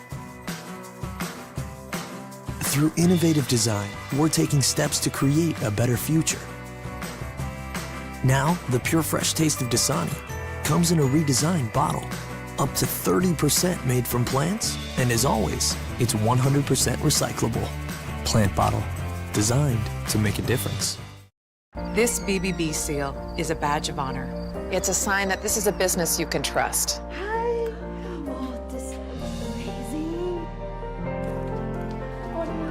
Each year, millions of people see the BBB seal on a door or a window or a website and breathe a little easier. See the seal and know you've made the right choice. Find a business you can trust. Ask BBB.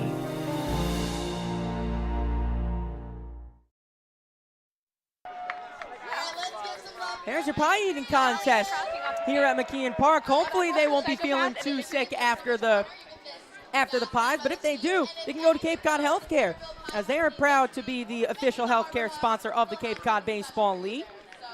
And with 6 convenient urgent care centers across the Cape, from Falmouth to Orleans, we are ready to treat a wide variety of minor illnesses and injuries so you can get back to your regularly scheduled plans quickly.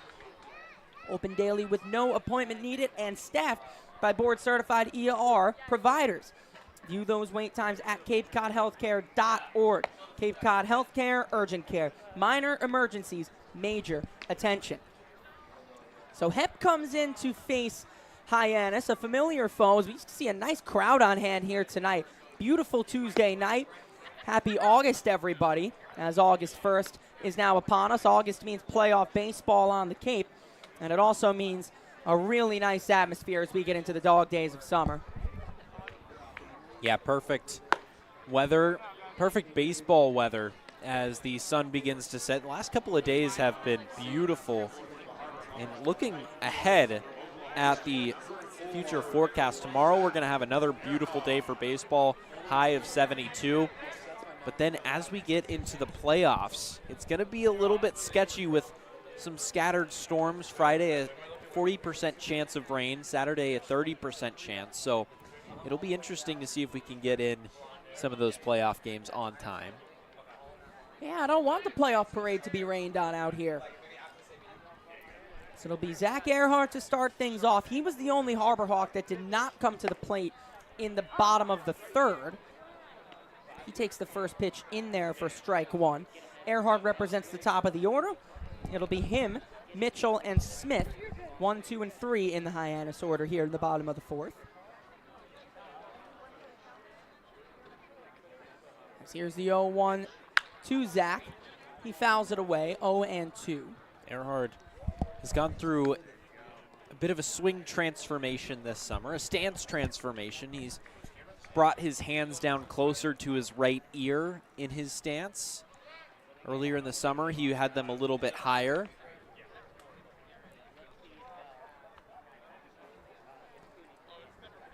It's reflected in an average now above 300. As here is the 0-2 to Earhart. He foul tips it and into the glove of Lastres, who squeezes it to retire Earhart for out number 1. There we go. My family's in attendance here today. All right. My mom, my dad, and my sister taking in some Harbor Hawks baseball up here for the week. There we go. Hey, there we go. All right. Happy to have you on the Broadcast Irons family.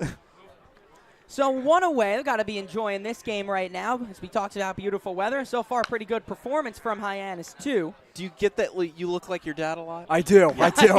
Yeah. I have heard tell. that one. I have heard that one before. And then for my grandfather who's listening right now, if you put all 3 of us in a line together, oof, oh boy, you know who we're related to. That one's rather quick. We walk, talk, and sound the same. We all say the same stuff. Yep. 0-1 is foul tipped at the plate. Now 0-2 to Mitchell. I get the same about me and my brother. We don't necessarily look like we say the same things, though. I saw the guy with the glasses down there, and for, the split second of ignorance, I'm like, what is Jacob doing down there? I was like, oh, he's just sitting next to me. It's his dad. 0-2 to Mitchell is fouled away. The families, of course, being just a massive part of the Cape Cod Baseball League community. Ozzy the Harbor Hawk, part of the Hyannis and the McKeon Park family. Working hard selling those 50-50 raffle tickets. Oh, yeah. Mitchell working 0-2 against Hep. He deals. It's ripped to second. Sliding, making a nice play. Gonzalez, he fires on in time to make a nice play to retire Mitchell for the second out. That was a great play. Deep into that 3-4 hole, able to go down and slide into it. That is a high degree of difficulty then to get back to your feet and sling it to first. That's what, so far, Hepp in his relief appearance is doing exactly what he needs to do. Try and work through these Harbor Hawk batters right now. So 2 away for Smith. First pitch in there for strike 1. Smith has a sac fly to his name and reached on a fielder's choice and scored back in the 3rd. So despite not a hit to his name, he's put the ball in play twice. The 0-1, and there's your hit for Cam Smith. He snaps out of his hitless streak and breaks his duck with a 2-out single in the bottom of the 4th here tonight. He only knew it was going to be a matter of moments that Cam Smith would reignite, and perfect time to get reignited is here right before the postseason. And once again, you were never really all that concerned with Cam Smith, especially with how solid, how consistent he has produced in the box. I would almost argue that he's been taking really good at-bats in this one. He had a sacrifice fly RBI in the 1st, and then a fielder's choice in the 2nd, the 3rd, that he scorched off the bat, a 95-mile-an-hour exit velocity. It's team contributing at-bats, that's what I've seen from Cam Smith. It's never been about himself. It is all about helping the team and how can he assist. And looking at the exit velocity on that single, 103 off the bat. Wow. A guy who can also put a charge into one is Zach York, as he tipped it into the glove of Lostris. Now 1-1. Yeah, coming into today, Cam was 0 for his last 10, which you could argue isn't even the worst. It's just because of how we've seen him hit this summer that you could say that's a long one for him. He had a 20-game hit streak snapped against Katuitt just a few days ago. And you're bound to go through lulls in a longer season. But he has been a perennial force and a top candidate for MVP here on the Cape this summer. As here's the 2-1 to York. It's fouled away. 2-2 the count on the Grand Canyon first baseman doing the designated hitting tonight.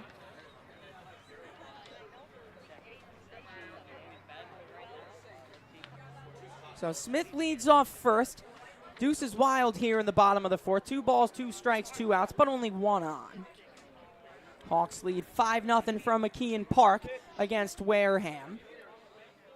The 2-2 inside. Now the count runs full on York. And Cam Smith is going to get a head start off of first on this next pitch. Of course, a win here tonight for Hyannis seals up the placement in the Western Division. It will be Hyannis holding home field advantage over Falmouth should they hold on to this 5-0 deficit, or 5-0 lead, as the payoff is grounded down the line to first. Hussey picks it up and steps on the bag himself to retire York and end the inning. We're through 4 from McKeon. 5-0 Hyannis here on the Harbor Hawks Baseball Network. Hey, Mama, what's up? Did you switch my service from Verizon to T-Mobile? Yep. T-Mobile has the only nationwide 5G. Well, Mr. Know-It-All, let's see if you right about that. Mama.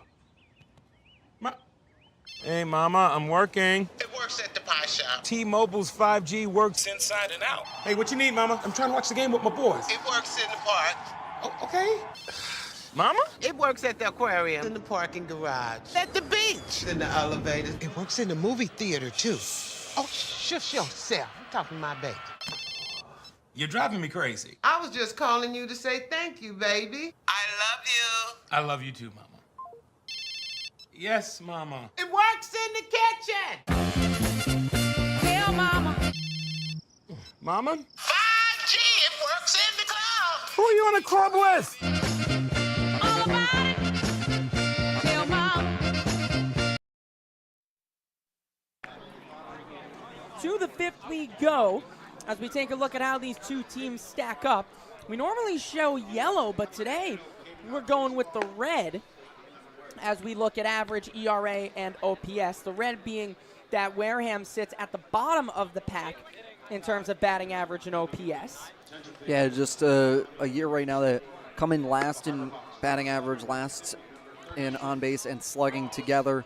ERA is pretty solid, not being in the bottom tier, but right now that's been their biggest things for the Gatemen, is trying to compound hits and be a team that work together hits, and that's somewhat led to their downfall this year of not being able to scoot themselves into the playoffs. But for Hyannis on the other side, they're tied for second right now in batting average. They're third in ERA, and they're second in OPS at 765 behind Katuitt. So this is a team that has a lot behind them, and it's playing in a very large part of the team is that the team is playing all well together. And one of those guys who's been a real contributor to getting that ERA down is Cross Sibley, as he has been a bulk guy. We see the K to walk there, and he's had a real nice season on the hill for Hyannis. Yeah, he comes in.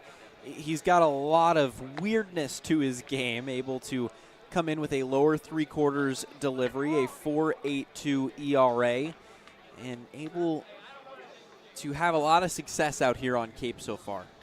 And Cross Sibley comes in with a 4.82 ERA through 18 2/3 innings pitched. Last appearance was on the 28th against this Wareham Gatemen team, when inning and a thirds, gave up a run off no hits, walked one, struck out two through 5 batters faced. So comes back in trying to rebound again. So we go to the 5th inning from McKeon Park. This is a Hyannis team that's 5-0 this season against Wareham. As the first pitch squaring to bunt is Stevenson. He does not offer, but it's put into the zone by Sibley. 0-1 the count.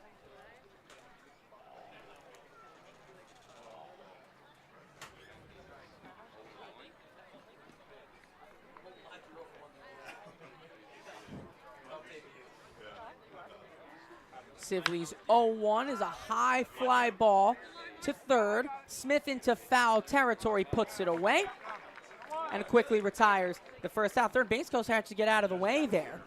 And Smith's showing off a little bit of style too, with a little bit of high knees included in the pop-up down the line. Doing a good job once again communicating about where it is between Bennett Thompson behind home plate to Cam Smith and where he needs to be positioned along the line, especially since it slopes from the dirt down into the dugout a little bit.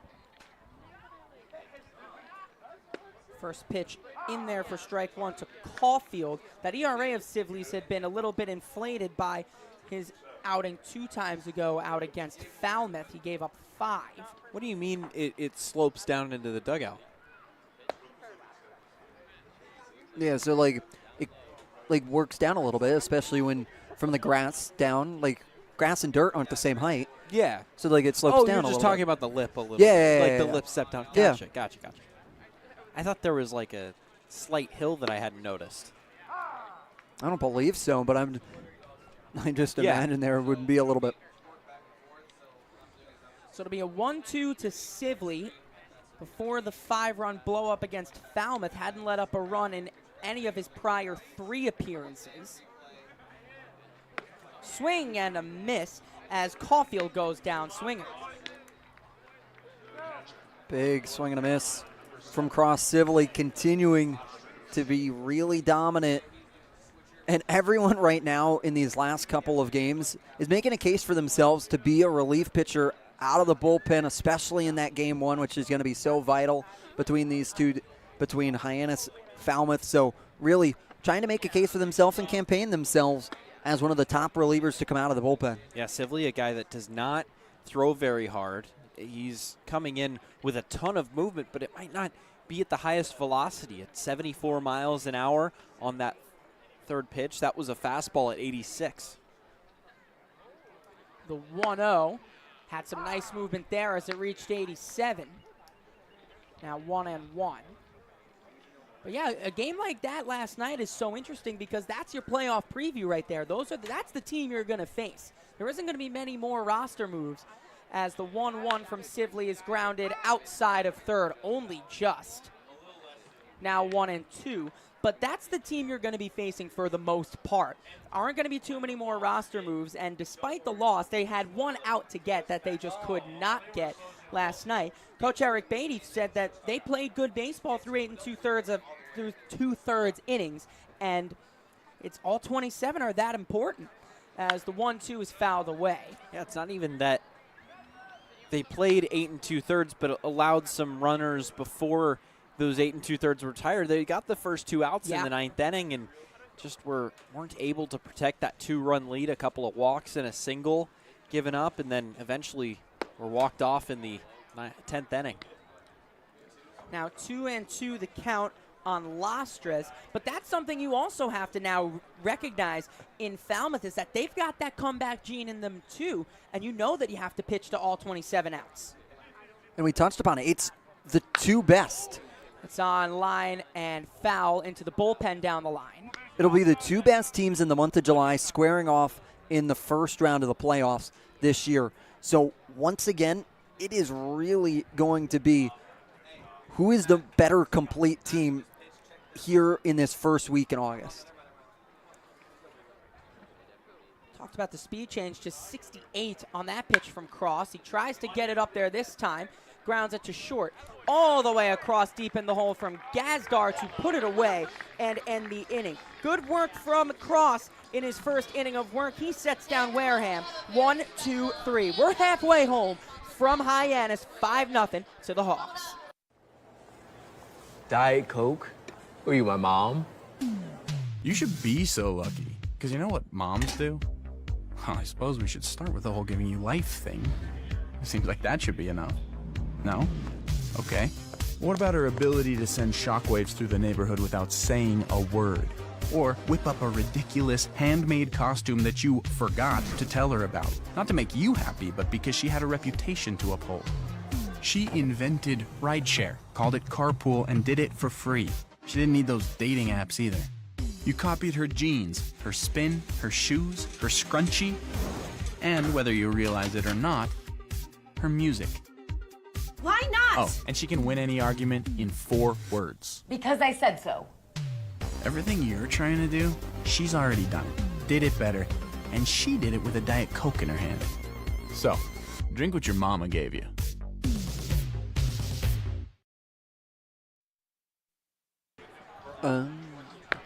Hey Harbor Hawks fans, did you know the NAC Cape Cod is the official Light Up the Park sponsor of the Hyannis Harbor Hawks all season long? Thanks to the NAC, the lights at McKeon Park stay bright all summer as the future stars take the field. Visit the NACCapeCod.com to order online today. We go to the bottom of the 5th. Hyannis has a 5-0 lead. James Hepp is back out for his second inning of work, just trying to keep Hyannis at 5. He will have Ike, Gazdar, and Taylor to face.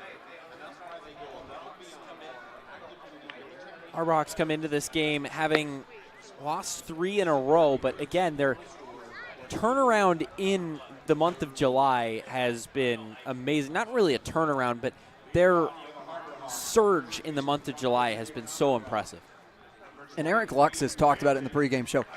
Get a little bit of the losing out now before you head into postseason baseball. And I asked him, what's your favorite memory? And he gave me maybe the best response in baseball.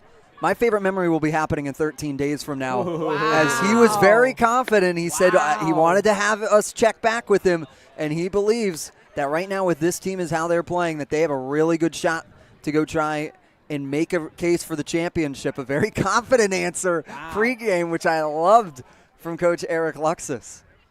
It'll be a 1-0 to Ike, and it's right to Cologne at short. So quickly one away for Hepp in his second inning of relief work. Hepp coming in exactly what you want to have happen for the Gatemen, coming in and continuing to be a really solid arm out of their pen, continuing to push forward, but has to go up against John Gazdar, who has done a fabulous job of making contact and finding gaps. So Gazdar with 1 away. Want to go back to the point we were just talking about after the pitch. It's inside. Last time Hyannis had lost 3 straight was to was to Orleans, YD, and Catuit.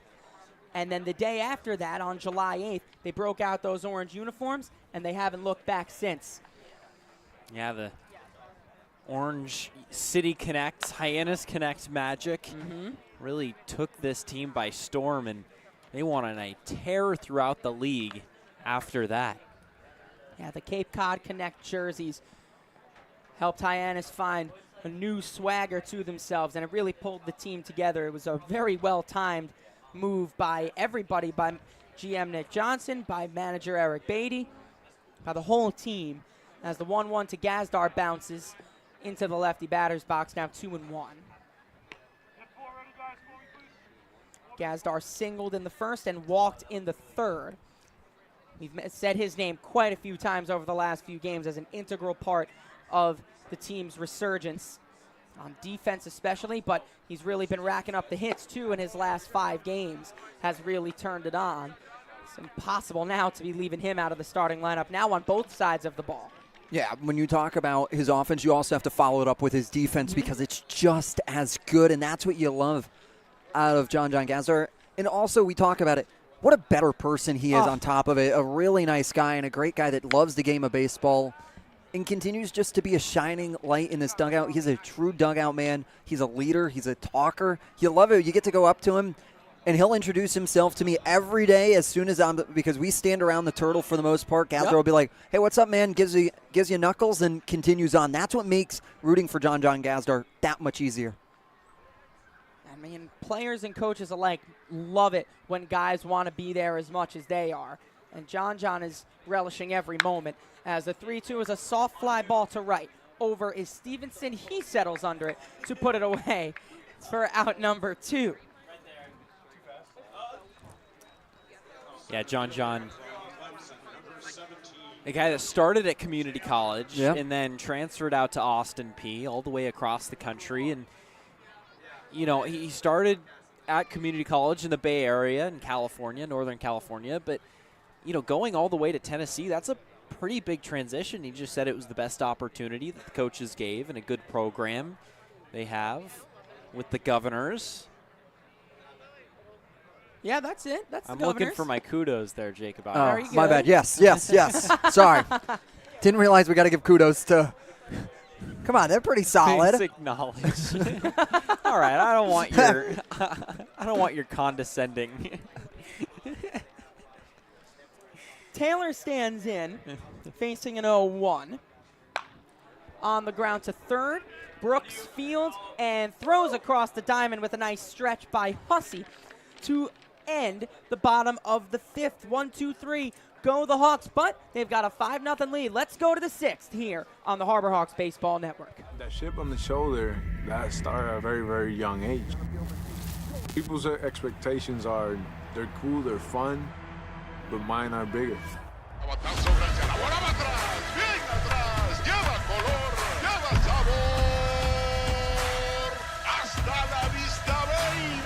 You know, when you play in New York, they want to see winners. It doesn't matter if it's a Monday or a Friday or a Saturday. You got to come with it, or those fans will let you know. Pick one thing from me, pick one other thing from another player, make it your own, you turn to who you want to be. What motivates me is the unknown. You know, how good can I be? You get away from the lights, you get away from the camera. Mientras más presente yo esté en la caja de batería, más éxito tengo. Man, how can you not keep it fun, man? This is a kid's game. If you could go back and tell 10-year-old Francisco one thing, what would it be? Be a bad mother.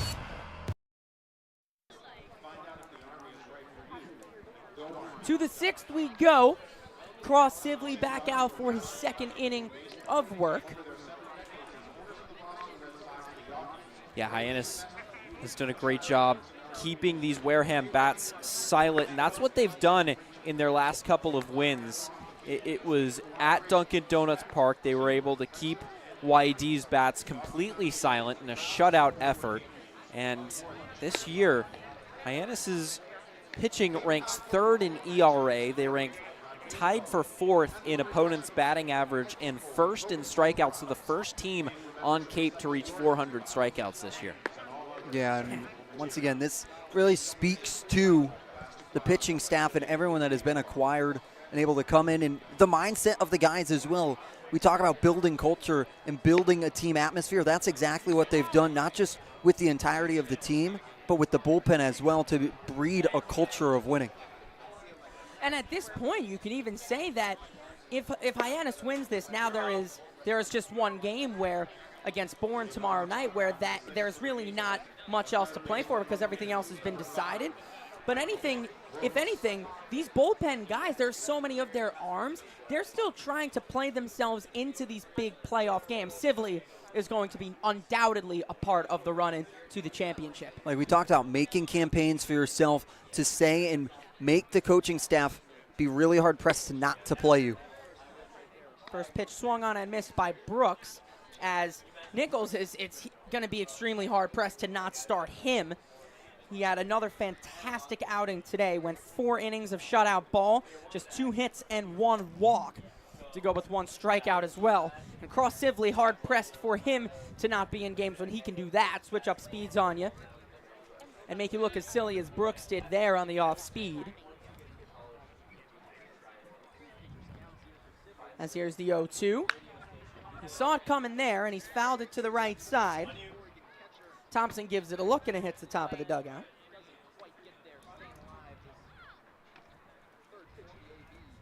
And Thompson today all geared up and fueled, had Chipotle before today's game. He was really excited about that. Oh, yeah. He was had a steak bowl. Steak bowl, okay. I don't get the craze behind the bowls. Yeah, I'm a burrito guy myself. I'm a big tortilla guy. I am too.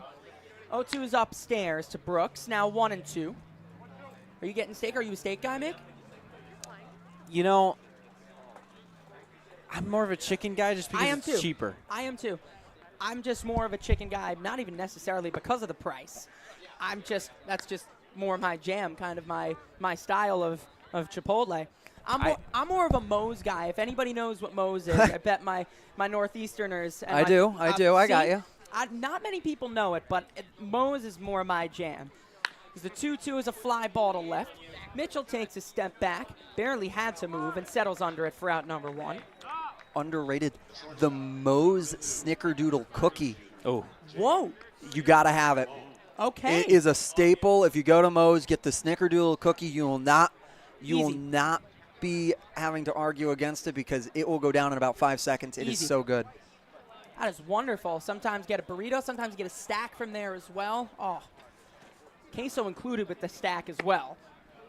As the first pitch is inside to Cologne as the lineup turns over.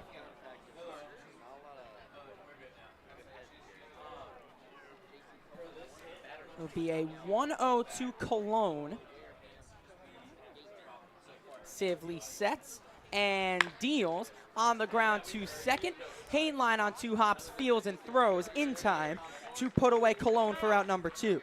Yeah, Sibley making quick work of Wareham right now. He's doing a good job mixing pitches, keeping them on the edges. And again, his velocity isn't the highest, but he's able to effectively work his off-speed pitches in there and eventually work in a fastball that looks a lot quicker because of how slow some of his pitches are.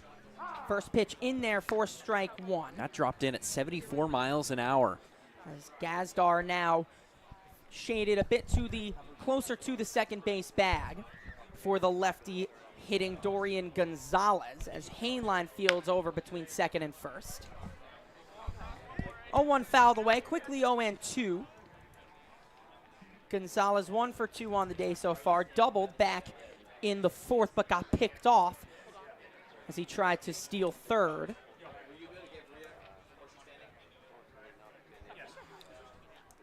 To Gonzalez is a fly ball to the left side and into the seats. Heard a metal clank there, so it made the bleachers. Yeah, Cam Smith always putting in so much effort, chasing it over to the Hyannis dugout before running out of room, but a guy that's constantly has his head up and ready to make a play. 0-2, he turned away from it, but he was sure fooled by it. just did not quite come back and catch the corner. Nasty pitch though from Cross. That was filthy. It was really close to coming back and catching the outer third of the plate. But that's the movement that we've mentioned on Sibley's pitches. That one catches the outside corner. Gonzalez down looking to end the Wareham half of the 6th.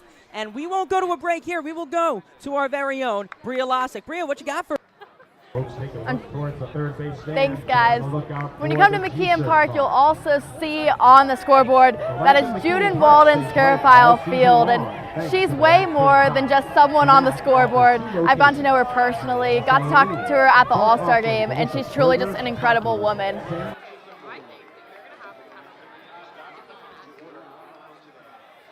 League president for over 11 years, and she's truly an inspiration as a woman in sports. I got to talk to her a little bit about not only how proud she is that the Baseball League has turned 100 this year, but also the progress that women in sports have made in this league.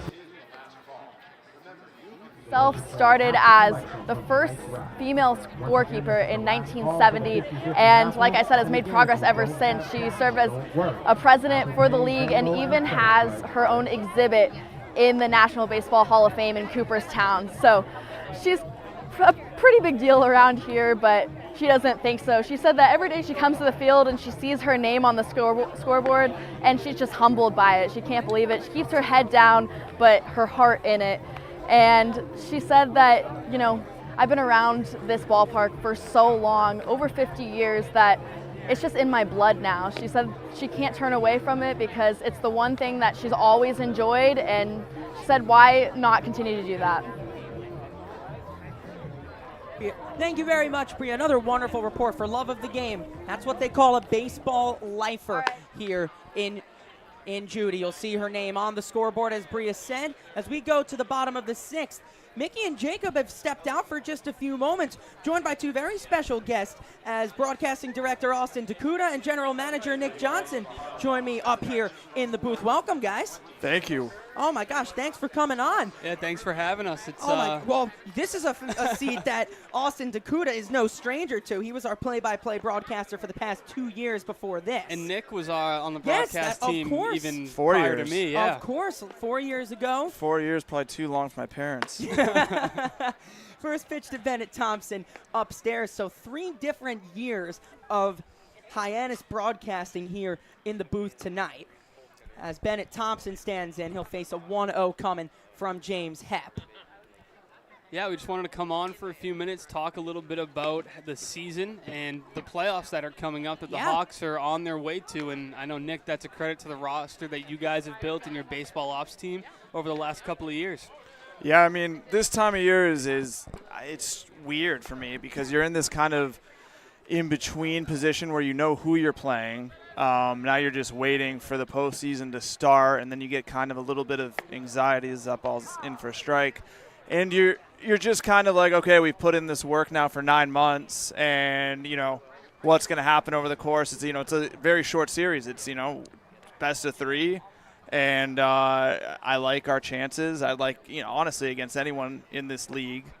But, yeah, I would say anxiety is the word. Yeah, as the 2-1 goes outside, I've talked to a few of your interns, including Cole Vellis, including Harrison Rubin. A few hours of lost sleep for them. I couldn't imagine what it's like for everybody else.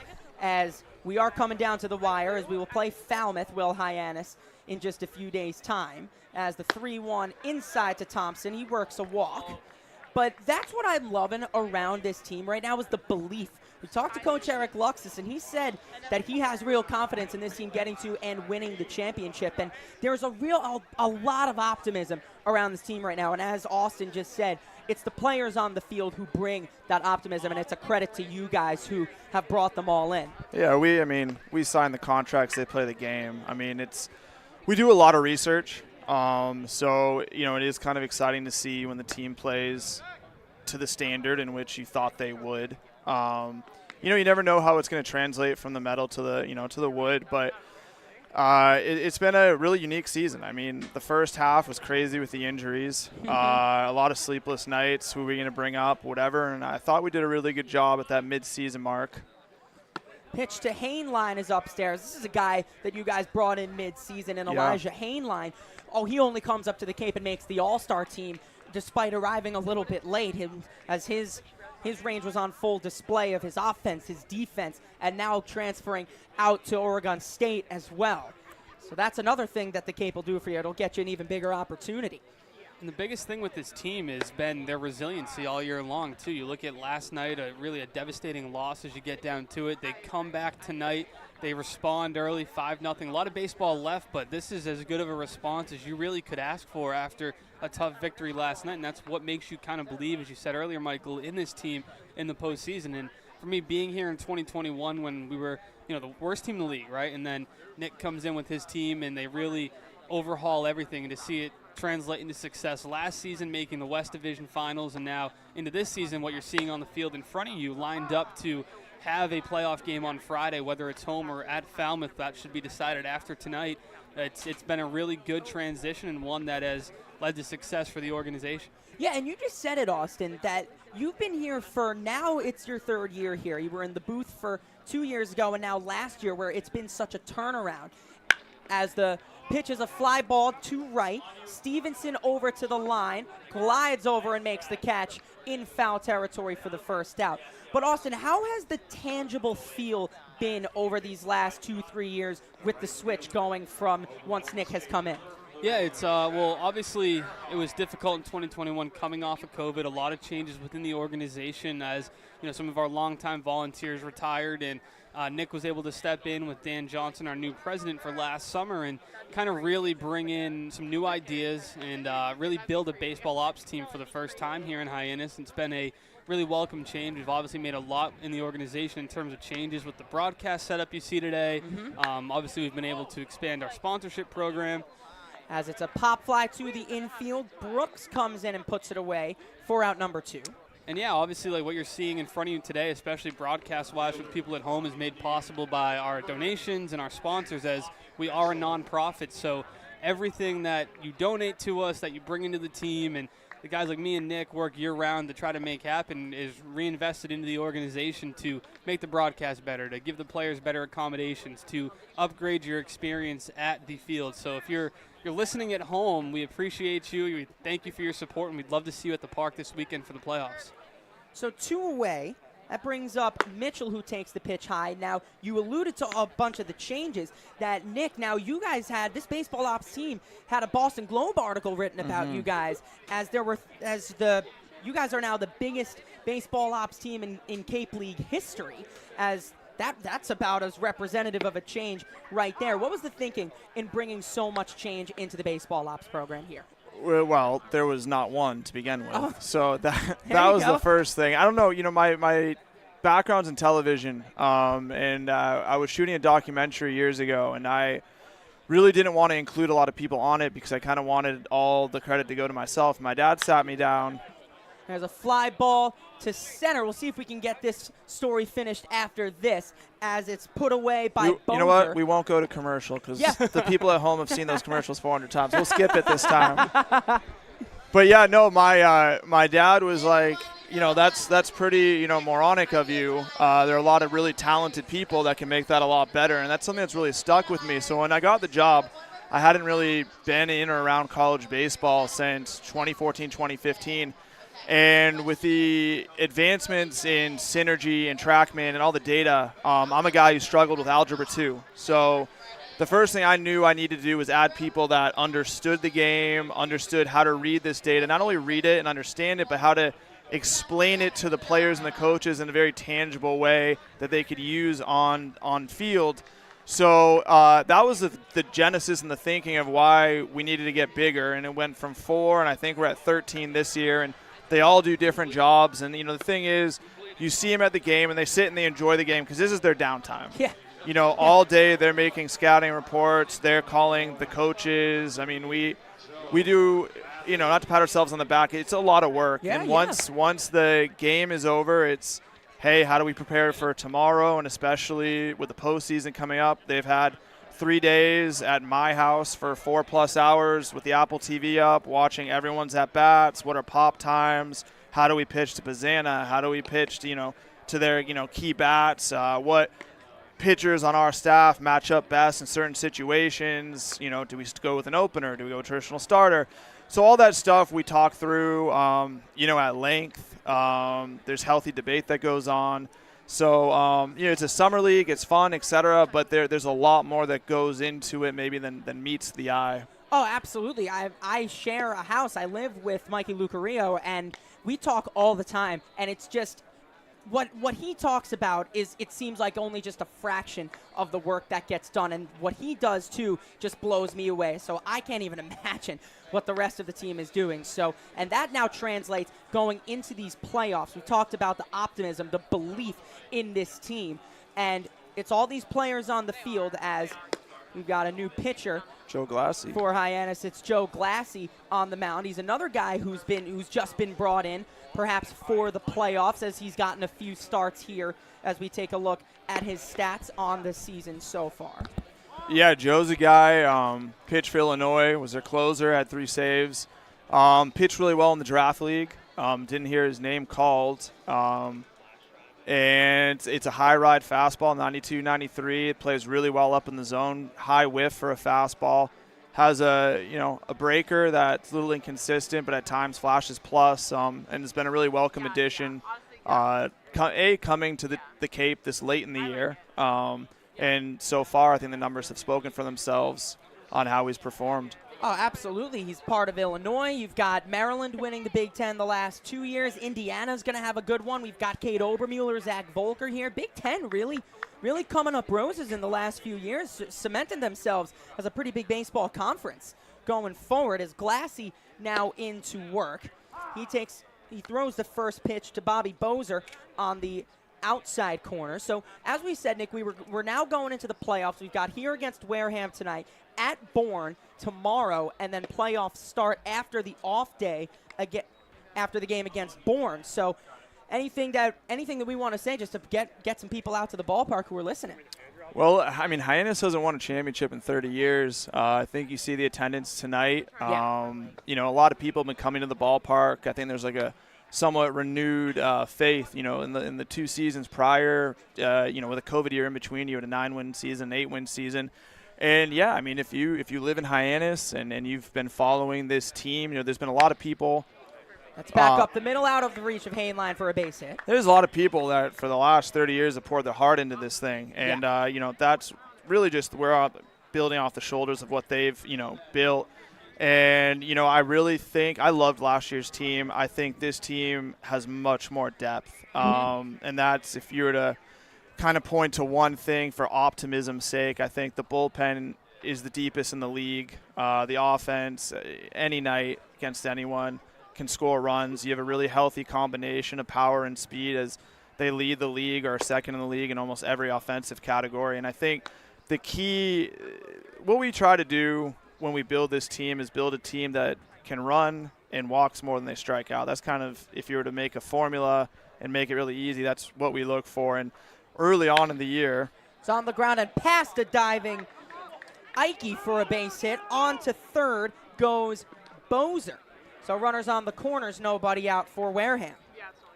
You know, as I was saying earlier, right around that 12-game mark, 13 mark, you saw that kind of mass exodus of players from Hyannis, which is pretty unusual with the prior to the July 4th, you know, even coming. And, you know, guys like Gavin Cash, who had like 24 bombs, Billy Amick, you know, first-team All-American, Brad Lowry leaving to go, you know, see if his name gets picked in the draft. Like, the names go on. And at that point, we were leading the league in strikeouts. I thought play was super inconsistent. So the genesis of the kids that we decided to bring in was going to be – sorry, is that ball staying for a strike? Let's go back to what worked last year. Let's find guys. And, you know, at this juncture of the season, it's like, well, who isn't playing in a league somewhere else? You know, that gets on base and plays that kind of game that we were very successful with last year. As you see a breaker for a strike right there. And so we go to YD and we pick up Nick Mitchell, right? So then you instantly have this catalyst at the top of your lineup. Yeah. We go to GC, we get Nick York, an on-base machine, you know. You find John Hainline, swing and miss 8% at school, one of the leaders in the nation, one of the leaders in the nation doubles as well. And the philosophy we have is that, like, this league is the best of the best, but we believe that good players are all over the country. Yeah, that's absolutely. mid-majors, JUCO, NAIA, D2, and I think you see that in the DNA of this ball club. So, those guys came in and really adjustments to Cam Smith. Yes, he did. And did he go? Yes, he did. No need for the check down as Sherrod goes down on the check swing. But, yeah, you said it. As we'll take another look. Yeah, sure did break those wrists. As John Gazdar comes from Austin P. We've got Nick Mitchell coming from Western Illinois, now earned himself an Indiana commit. And then Elijah Hainline coming from Wazoo, now going up to Oregon State as well. They really do come from all over the place. And that's, again, credit to you guys just to be searching far and wide for everybody. Swing and a miss. It's a big cut there from Stevenson. Yeah, and it's the philosophy we wanted was, all right, let's try to get to the middle of the pack in strikeouts. We're striking out the most in the league. We now currently strike out the least in the league, which is a credit, like I said, to Cam Smith, Zach Earhart, Trey Lipsy, kids that were striking out earlier on in the season, have made incredible swing adjustments. Cam's in the running for MVP. Zach's batting .386. That's a fly ball to deep right field. Earhart goes back, still back, leaps, and it's off his glove and into play. As Bozer will score, on to third goes Hussey. It's an RBI double for Stevenson, and if Earhart doesn't get his glove on that might be 2 more runs on the board. So perhaps a home run saving play out in right field. We could get another look on it. Yeah, it looked from here. It did go off the top of the glove. We'll see. Yeah, it was kind of left that up and out. As let's take a look at what Earhart does. Gets a nicely timed leap. Yeah, that took a nick off his glove. That might be going over the fence. It's tough to tell from there. Went off his glove, then off the top of the blue part of the fence. Yeah. So very close, and good work from Earhart to keep that ball in the park. Now runners are on second and third for Caulfield. You really credit Wareham, too. It's been an up and down season. This offense hasn't stopped all season. Caulfield and Bozier, 2 really, really good players. Guys, and I love this as a GM. I mean, it's easy to want to go home this point of the year. You're not in contention, but all these guys, a lot of their day one guys here, at least offensively, still battling, still putting together good at bats. As a GM, I love to see that. Obviously, reflection of good coaching to keep them here, keep them spirited. 1-1 catches the outside corner, and we've talked about that too. And I talked with Mikey at home and with a few of the other guys that. Just speaking to what you said, that's what you really appreciate out of players. That's also for love of the game that they are also still out here. And it's also it's also a credit to the coaching here too, that after the exodus from all the injuries, that we've kept so many guys on the field here too. Could have been so easy to send Cam Smith home, say, yeah, you've had a good enough summer, but it's guys like him, it's guys like John Gazdar who want to be here, love the experience, and they've really bought into the success of this team. Yeah, Cam's a unique guy in the sense that he was a very high-profile prospect out of high school. Swing and a miss. Nasty stuff from Glassy as Caulfield goes down swinging for the second out. So usually the combination of a high-profile kid going to a high-profile school in Florida State and having a really good season ends with we're leaving right after the All-Star break. Yep. Like, you've done what you need to do. You've gotten national exposure. Let's get you home, rest up for the fall. Cam Smith is not that kid at all. Cam Smith is completely bought in. Great human being. He won our team MVP award today. I mean, he's played in every single game this season, kind of an Iron Man. And I honestly, the adjustment he made, game 11, let's say, to where he is now, he just spits on those sliders, breaking balls down low. The chase has gone so much better. The in-zone whiff has gone so much better. The power to all fields. Defensively, 1 error. Are you kidding? I mean, my God. It's just been an incredible season for a kid that has such a bright future, draft-eligible sophomore. If he parlays this to next spring at Florida State, which I assume he will, knock on wood, I mean, you're looking, in my opinion, you're looking at a first-rounder. Yeah, absolutely. We talk about him at almost every single broadcast because it seems like he does something every single broadcast as the first pitch bounces low. Good stop by Thompson. We talk about his offense all the time, but we always make sure to bring his defense up too, because in such a spectacular offensive season, it's tough to kind of highlight that. That defense can go under the radar to the viewers. hot corner, one air, and a lot of chances. The range is good. The arm's really good. Yeah. 1-0 is fouled back by Lastres. He was actually the #1 rated shortstop out of high school. So early in the season, he was taking some ground balls at short just because our shortstops weren't here yet. I'm sure he could play, but I think his future definitely is at third base. Yeah. He's going to be a leading candidate for MVP. He's also going to be leading the Hawks charge through the postseason, as that's stopped again by Thompson. Another kid I honestly is new, but I've been super impressed with is Bennett Thompson. Yeah. Just his receiving's really good. The blocking's really good. Very energetic. Kind of a quiet-ish kid in the dugout, but very communicative with his pitcher. You see a lot of emotion. Like, hey, one more here, come get him. I love that out of your catcher. I think pitchers love to throw to a guy like that. A really welcomed addition. That's upstairs. We see that with all of the catchers that have come through, especially Brody Donay as well.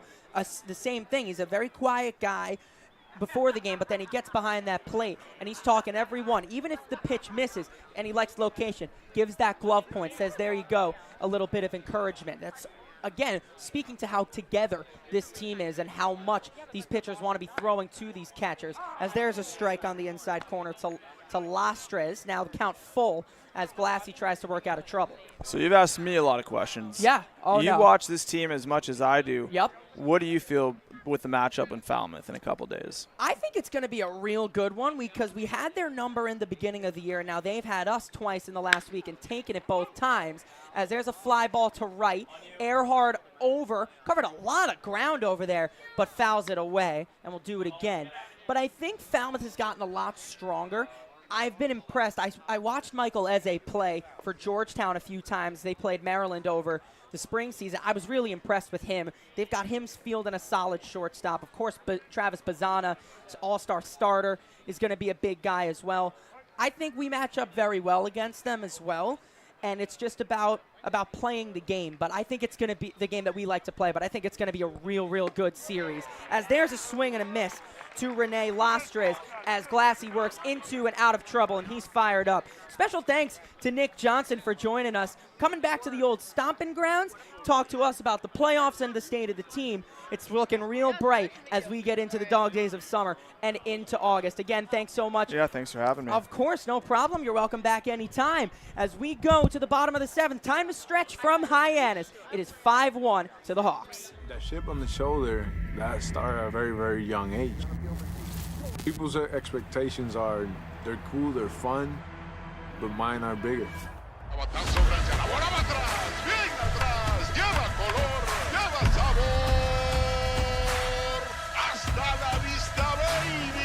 When you play in New York, they want to see winners. It doesn't matter if it's a Monday or a Friday or a Saturday. You got to come with it, or those fans will let you know. Pick one thing from me, pick one other thing from another player, make it your own, you turn to who you want to be. What motivates me is the unknown.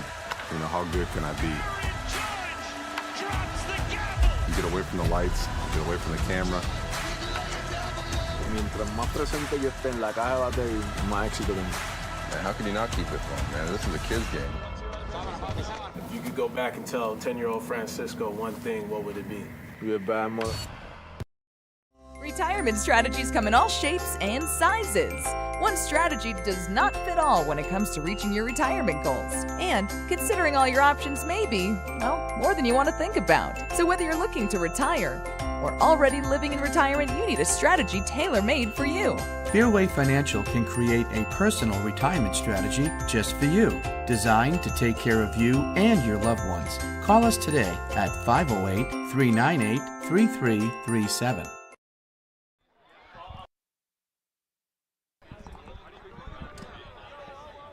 Welcome you back to McKeon Park. Again, special thanks to Austin Dakuda as well as Nick Johnson, as there are broadcasting directors and general managers respectively for joining us in the booth. Big results across the league. You take a look at that Orleans and YD game. Boy, that's a big one. Seismic result in the East as we look at the other results around the league. Yeah, other results, you have the two finals. Orleans getting it done against YD. Eldridge Park will now run the East throughout playoffs. Bourne taking care of business against Katuitt. Hyannis will face Bourne tomorrow to round things out in the regular season.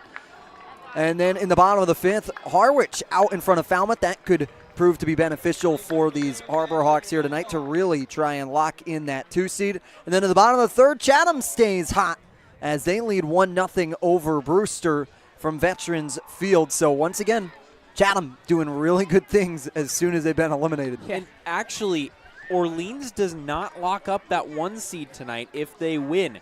It would take them losing and YD winning against Wareham tomorrow.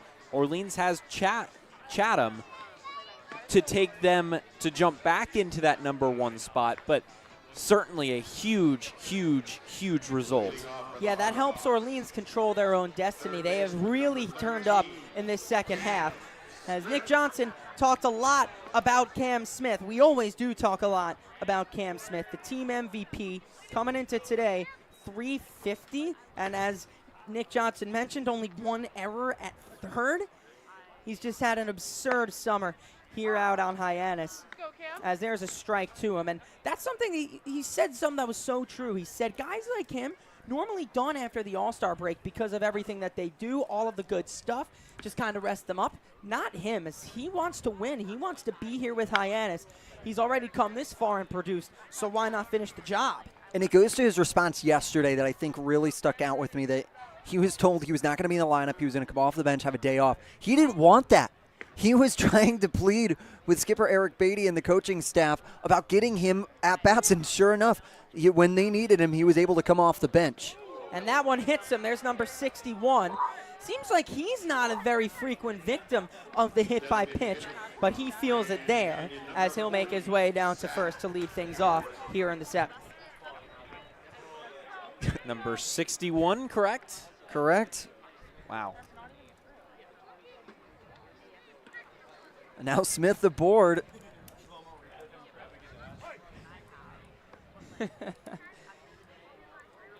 So Smith hit by the pitch. He reaches to start this inning off. First pitch to Zach York is away. I would have liked to talk to GM Nick a little bit more about York. He has been, what a find he was. They're probably, other teams probably looking around on the Cape thinking, how did we let him go? Yeah, how did they let him get by them? Yeah. And it's really because of the connection the Harbor Hawks have with GCU. That pitch is outside. Calvin Hoffman, yeah, also part of baseball ops. And that's exactly Calvin Hoffman. New York was on the radar, part of the GCU baseball team down in Phoenix, and alerted the team of, hey, I think we got somebody at first base that you could need. You might just need to convince him a little bit. After a little bit of convincing, York's been here and has loved every minute of it and enjoyed his time with the Harbor Hawks so far. Yeah, his brother Nick is in the Red Sox organization, a top prospect for Boston, represented the Sox in the Futures game in Seattle a few weeks ago. So baseball runs deep in the York family. Also David Case being brought up, reliever, the lefty, the southpaw we saw him last night. Yeah, and York, a very outgoing addition to this team. As he works a walk, we talked about his relationship earlier with Coach B.J. Johnson. Yeah, and he's consistently out there during the pitchers' batting practice today that they earned because of the shutout that they threw at Dunkin' Donuts Park. He was standing at the shortstop position, taking grounders as a shortstop, but also chirping some of the pitchers. Mm-hmm. Any pop-up that they hit on the infield, he'd yell, "Get out, ball," every single time. And also, you have to give credit that he also was throwing batting practice today for the first round as well. Second time doing it. He loving it. The guys love it as well, that they're getting some really solid work from a new arm that they aren't used to seeing. This is a team that is playing loose right now, and it's a lot of fun to see. That's what you want to feel, is play loose going into those postseason games, that are going to have a little bit more intensity to them as people around the communities care so deeply about, and play it a little loose, and you want to keep that looseness into the postseason where you're able to fixate and focus. 1-1 to Ike, fouled away. He talked about as well how there was so much roster turnover. Billy Amick, the star third baseman from Clemson, now from Tennessee, being let go. As I mean, he was the starting third baseman. Talked about how Cam was a shortstop in high school, but you get a bit of a question mark once Amick leaves, and look at what Cam Smith turned into. He made that third base position and almost this whole league his own. And how important is that, as both runners will now advance on the wild pitch. Oh, and he's been called out as the throw beats Smith down to third. So Lostris nabs Cam Smith to get the first out of the inning. Yeah, good play by Lostris.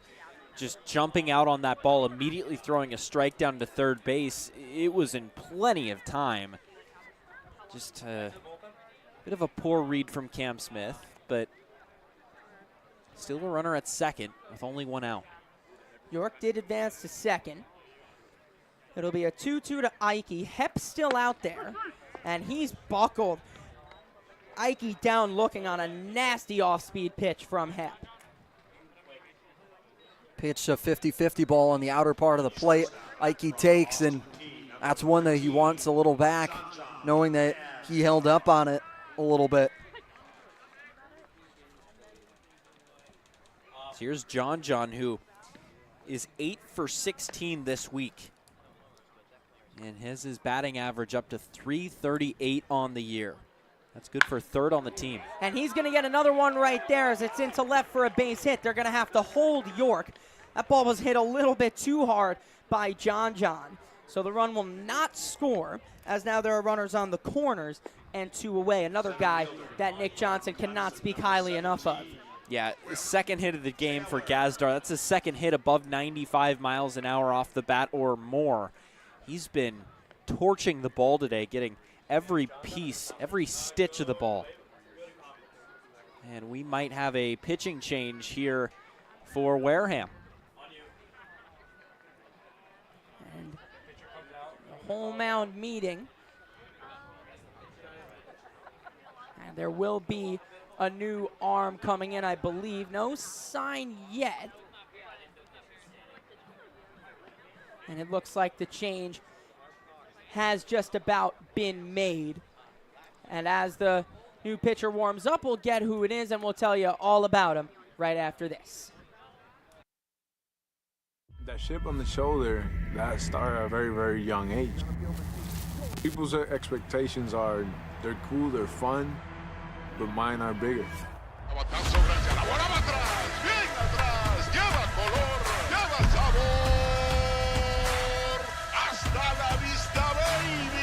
When you play in New York, they want to see winners. It doesn't matter if it's a Monday or a Friday or a Saturday. You got to come with it, or those fans will let you know. Pick one thing from me, pick one other thing from another player, make it your own. You turn to who you want to be. What motivates me is the unknown. You know, how good can I be? You get away from the lights, you get away from the camera. Mientras más presente yo esté en la caja de batería, más éxito tengo. Man, how can you not keep it fun, man? This is a kid's game.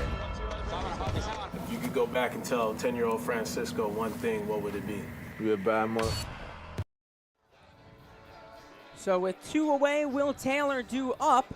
Wareham brings in a new pitcher as the whale chants break out once again. Yeah, Ryan O'Connell from St. Bonaventure University, Waterford, Connecticut. I saw this guy throw in high school, a really solid arm, has great movement. This is only going to be his second game up here on Cape. Has a 0.00 ERA. He's walked 2, given up 2 hits through no innings pitched, though. That last appearance was on the 29th, where he went 2, gave up 2 hits and allowed 2 to cross. You know, that ERA reads 0.00, but that's actually an infinite ERA. Yeah. He didn't retire a hitter and gave up a couple of runs. A little bit of the weird system how it works out. in our stats system up here on Cape Cod. So runners are on the corners. York is on third, and Gazdar is on first for Will Taylor. See if he can break out the whale chance, driving in another run. It would restore a 5-run lead that Hyannis once had in the top of this inning. Bobby Bozer scored as the first pitch taken on the outside corner. Josh Stevenson scored the first run of the day for Wareham, bringing in Bozer. For Hyannis here, try and respond for that 1 run just to creep back to a 5-run lead would be huge. I'll check back at first. Especially keeping it out of slam range. I think we've seen Wareham be able to do to get themselves back into games and just a 1 swing. Of course, alluding to the Hussey Grand Slam just a few days ago, made it a 7-4 ball game at the time. Now 1-1 the count on Taylor. Hep's line is done. He goes 3 2/3, gives up 2 hits, no runs, no earned, 2 walks, and a pair of strikeouts as well. So good solid work in relief from James Hep outside, 2-1. He is on the hook for both runners on base right now, though. So the line not quite closed yet. Should O'Connell get this out, his line will close with no runs. Here's the 2-1 to Taylor. Well outside, now 3-1 the count. Infield shifted slightly over to the left. The shortstop Cologne playing a couple of steps to his right towards that third base line to play Taylor to pull. The 3-1. Swing and a miss. The count leverage. Taylor had the green light.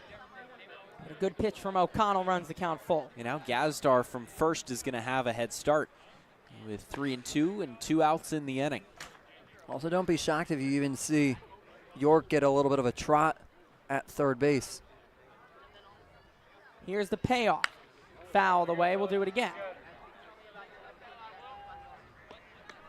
Taylor known for battling in these at-bats all year long. Even when he isn't maybe hitting the ball the hardest, he still has great control of the zone, good plate discipline, able to get on no matter what, in any means necessary. Here's the 3-2 again to Taylor, and he fouls it back again. Poor John, he's getting his sprints in. Get the lung busters in there for John Gazdar.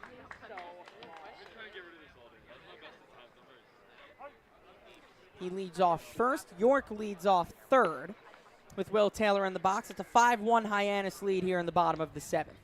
The payoff is upstairs to Taylor, and that will bring up Thompson with the bases loaded. Yeah, Thompson probably not the guy Wareham wants to see right now, as he was the hitter that walked them off just a couple of days ago, and now has a chance to really put this game out of reach in the bottom of the 7th. Perhaps save a few arms as well for tomorrow against Bourne, as they'll take a moment to talk it over. Will O'Connell and Lostres.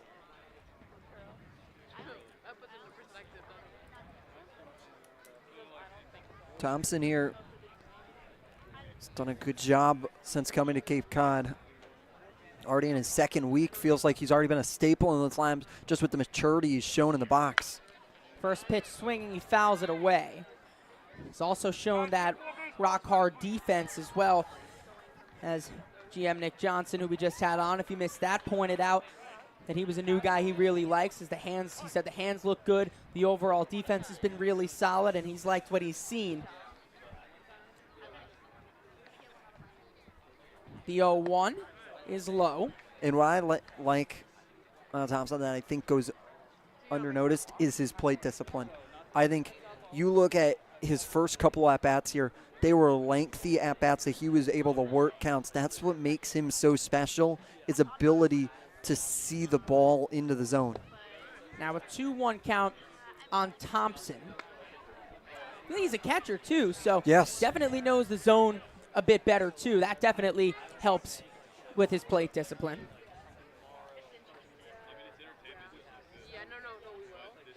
It'll be a 2-1.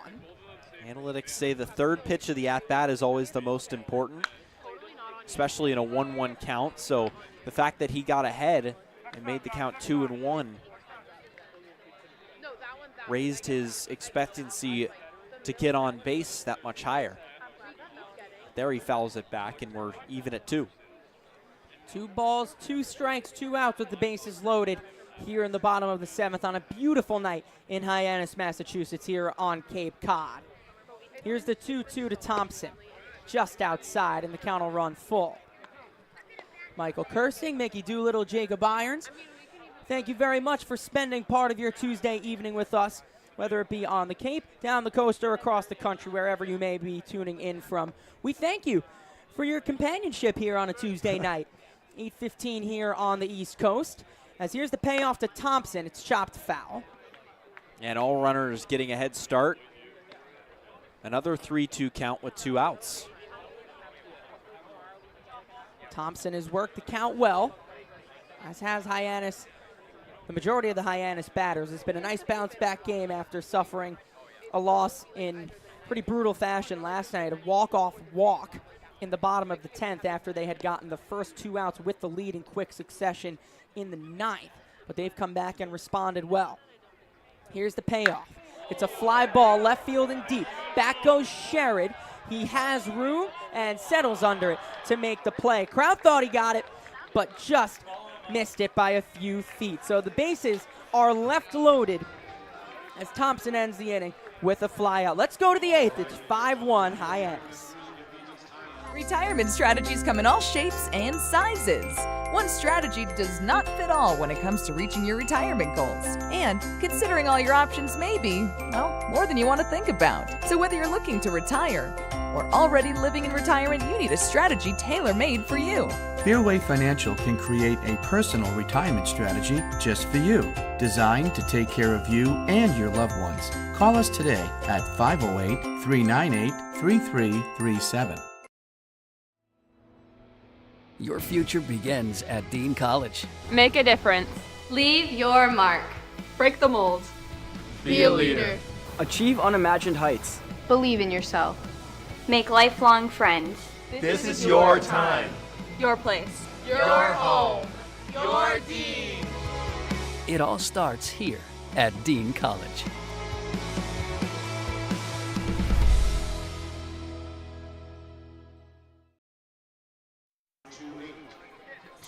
Well, we welcome you back. Let's go to the 8th inning. It's Dennis Colleran in for Hyannis as Joe Glassey's day is done. Dennis Colleran out of Northeastern. Really solid arm out of the bullpen. Pitched really strong, as 4 decisions in his favor. With a 5.25 ERA through 12 innings pitched. Another guy, high velocity on his fastball that you'll see touch around the mid-90s when it comes in. And works with a little bit of traffic normally, has a 1.500 whip, means normally in an innings pitched that he will have 1 runner on average. Yeah, but certainly a capable arm. Again, ramps up that velocity. Last appeared in this game, in this setting at McKeon Park against Wareham, went 1 inning, gave up 4 runs, but certainly a solid pitcher. That 1 outing kind of maybe ruined his ERA a little bit. Let's take a look at the upcoming schedule. Of course, we will wrap up the regular season tomorrow at Bourne on Wednesday. Off on Thursday before Friday. It's Falmouth. We don't know quite yet if it will be at McKeon Park or down back west against Falmouth. And then game 2 and 3 followed each day. So a weekend series, Friday, Saturday, Sunday. Of course, that 3rd game is if it's necessary. And then also, just as a keep it locked on Hyannis Harbor Hawks social media channels and emails and everywhere, because Friday right now on Cape Cod and the greater New England area looks like it will be a very interesting game in that regard because of the weather. And get to look, Harwich right now in the bottom of the 7th are pulling away from Falmouth, so that could be huge for the hopes of having home field advantage against those Commodores. Yeah, so tonight the situation is if Hyannis wins, they get the 2 seed. Or they could lose, and if Falmouth loses as well, they get the 2 seed. So it's a 2-game lead right now. Hyannis has the tiebreaker as well. So it was going to take a lot for Falmouth to come back in this division. First pitch waved at and missed.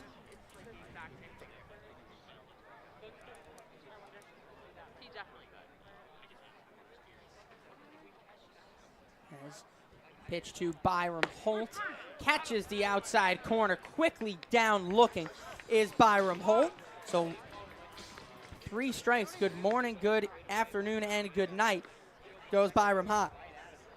And Byram Hot was trying to go up against Dennis Colleran's fastball, and first hitters have always struggled with it. 97 miles an hour into the zone.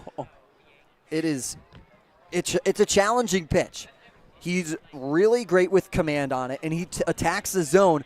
The biggest thing about it is that if you can get on it, that's huge. In 97, we opened TrackMan. Normally, you know, I opened it up expecting 95 or 96 or perhaps even 94, and it just says, flashes up 97, and this guy, he's just pumping the velocity. This is higher than usual. He's sitting at 97 right now, as that last pitch was also in the upper 90s. Now you hit the brakes a little bit, hit the e-brake, pull up on it. Pull the string. 87 miles an hour now, dropping down 10 miles an hour. So that changes how you see the pitch, and especially on that breaking ball that has a lot of movement. Wave and a miss. And once again, that's 3 strikes there. And J.C. Cologne is set down for out, swinging for out number 2. Look at that little leg kick there. It was all, he knew he had a little bit behind it. So 2 away for Gonzalez. As he tips that hard off home plate umpire, and he just stood firm. You might have heard him out of the crowd, Mike. Let's play, let's play. Yeah, there you go. Once again, I've talked about it before, veteran umpire behind the plate. Keep your face in. Never want to turn it around because that opens yourself up to your neck getting hit. If you're able to keep your face in there, that's the most protected part of your place. And he held the form as well. As here's the 0-1. That catches the outside corner. And now 0-2 on Gonzalez. Yeah, so far 8 pitches, 8 strikes. The 0-2, chopped foul. Oh, man. And Dorian Gonzalez spoils what was very close to an immaculate inning there. 9 pitches, 9 strikes, and 3 strikeouts. Dennis Colleran was just a few inches away from doing it. Eric Beatty and the entire coaching staff in the dugout, they knew what was up for grabs there. So did we. As the 0-2, well, now he swings and misses, of course. Of course that's how it works. And Dennis Colleran puts his hands up in frustration. Why that one? But what a dominant inning. 10 pitches and 10 strikes for Dennis Colleran to send us to the bottom of the 8th with a 5-1 lead to Hyannis. Hey, Mama, what's up? Did you switch my service from Verizon to T-Mobile? Yep. T-Mobile has the only nationwide 5G. Well, Mr. Know-It-All, let's see if you right about that. Mama. Hey, Mama, I'm working. It works at the pie shop. T-Mobile's 5G works inside and out. Hey, what you need, Mama? I'm trying to watch the game with my boys. It works in the park. Oh, okay. Mama? It works at the aquarium, in the parking garage, at the beach, in the elevators. It works in the movie theater, too. Oh, shush yourself. I'm talking to my baby. You're driving me crazy. I was just calling you to say thank you, baby. I love you. I love you too, Mama. Yes, Mama. It works in the kitchen. Tell Mama. Mama? 5G, it works in the club. Who are you on a club with? All about it. Tell Mama. So 5-1 the lead as we go to the bottom of the 8th. That's a tough one, Ryder Matt. That's a tough one. No, I feel it. And he was right. No, he was right behind the pole. Tough one there for Ryder Matt Coates, as he's doing double duty for us today. Running camera. Ryder Mike Maynard has been pulling double duty too. So we thank the writers for their hard work helping us with the camera. Yeah, they really embrace the team mentality up here. That we lost Grant McNew to RA training back at Southern Nazarene University, but we're able to pick up a little bit of writers here to be able to pick up some slack and be able to help us out on our broadcast. So we greatly appreciate them being able to help. Yeah, Grant McNew, if you're tuning in, we miss you out here, man. But knowing that Ryder Mike and Ryder Matt are pulling for you as well. As the first pitch to Hainline is chopped to short. Bozer fields and throws. He's got some good arm strength on him, does Bobby Bozer. It's not Bobby Bozer, sorry. It's J.C. Cologne. Man, it's getting late, guys. It's getting late as Cologne fires on. That's the guy who's got a real good arm on him at shortstop. He retires Hainline to start things off in the 8th. How dare you mix up the Mizzou guy. I'm so sorry. Of course, the worst guy to mix up as well. That turns the lineup over to Earhart. I don't even know where Bozer came. I know he's playing in center field. I don't know why that was the guy that came to mind there. It's getting long. It's long season. It's getting there in the nighttime. I don't know. Yeah, just one game left Yeah, after this. exactly. We got one game at Bourne tomorrow. Gonna make the trip over there and hope for one last Harbor Hawks win before an off day on Thursday. Couldn't come soon enough. We love those off days. We love being here. Oh, yeah. Pitch to Earhart, misses outside. Yeah, on Thursday with the off day, with my family being in town all week. Oh, yeah. Get the opportunity. I think we're going to go kayaking. Ooh, whoa. And then we're going to go out to dinner. Yeah, I know. I think I'm going to get the full touristy experience of Cape Cod while we're up here. So it should be exciting that you get to spend some full family time with them. The closest to touristy that I've gotten is probably either the Beachcomber or the JFK Museum. I have not done that yet. Maybe you should. I think maybe I can convince me and my dad to go. Big historians that we are, so maybe we'll be able to get there this week when we get a little bit of free moments in the morning. What's the best museum you've ever been to? So this is a hot take. My best museum I've ever been to. It's the Newseum. Yes. It was in D.C. It is now closed. Oh. It is a fabulous museum. It was on the freedom of press. It was absolutely amazing. Their exhibit on 9/11? Yes, so good. Amazing. Unbelievable. When did this close? Is this new? Yeah, so it was Newly newer. closed? It was closed It was 2019, I believe. Yeah, okay, it was. So I wasn't at school yet. I was going to say if I had been at school at the University of Maryland, having missed out on that, I would have been very upset. Yeah, no, it's such a shame that it had to leave. It had a perfect place, and you could look on their sky terrace out onto Capitol Hill. Yeah, Oh, that's great. Rip down the line, scorched but foul from Mitchell. Can I give mine? Yes, let's go. I've got two. Oh my God, one of them just slipped me. Just slipped my mind. Oh, the Holocaust Museum in D.C. is such a wonderfully paid tribute to the victims of the Holocaust, as well as the Louvre out in Paris as well. Got to see the Mona Lisa herself. So it's one I think if. I don't know exactly how many days it is, but it's multiple days. Swing and a miss, throw down to second, not nearly in time as Earhart swipes second. But it's such a big museum, you can't do it in one day. So they've stuck the Mona Lisa right where everybody else is near. But aside from that, you can see outside, I believe there's a clock face, I think, or maybe I'm thinking of one in London, but there's one spot where you can see out into Paris through the museum, and it's got wonderful, wonderful pieces of art. Yourself, Mickey Doolittle, what's the favorite museum? Honestly, Newseum is up there. Yeah. I've never really thought about it, but Earhart takes off. There he goes again, and there's no throw. 2 bags swiped on as many pitches for Zach Earhart this inning. His third stolen base of the day, and his second straight day with 3 stolen bases. Wow. And he's stolen third twice in the last 2 days. This guy is a menace on the base paths right now. And doesn't want to give Elijah Hainline any of that. He also stole 3 bases yesterday, or he also stole second and third and as many pitches as the pitch misses wide to Mitchell. The Ballpark Museum in Denver, Colorado is really, really good.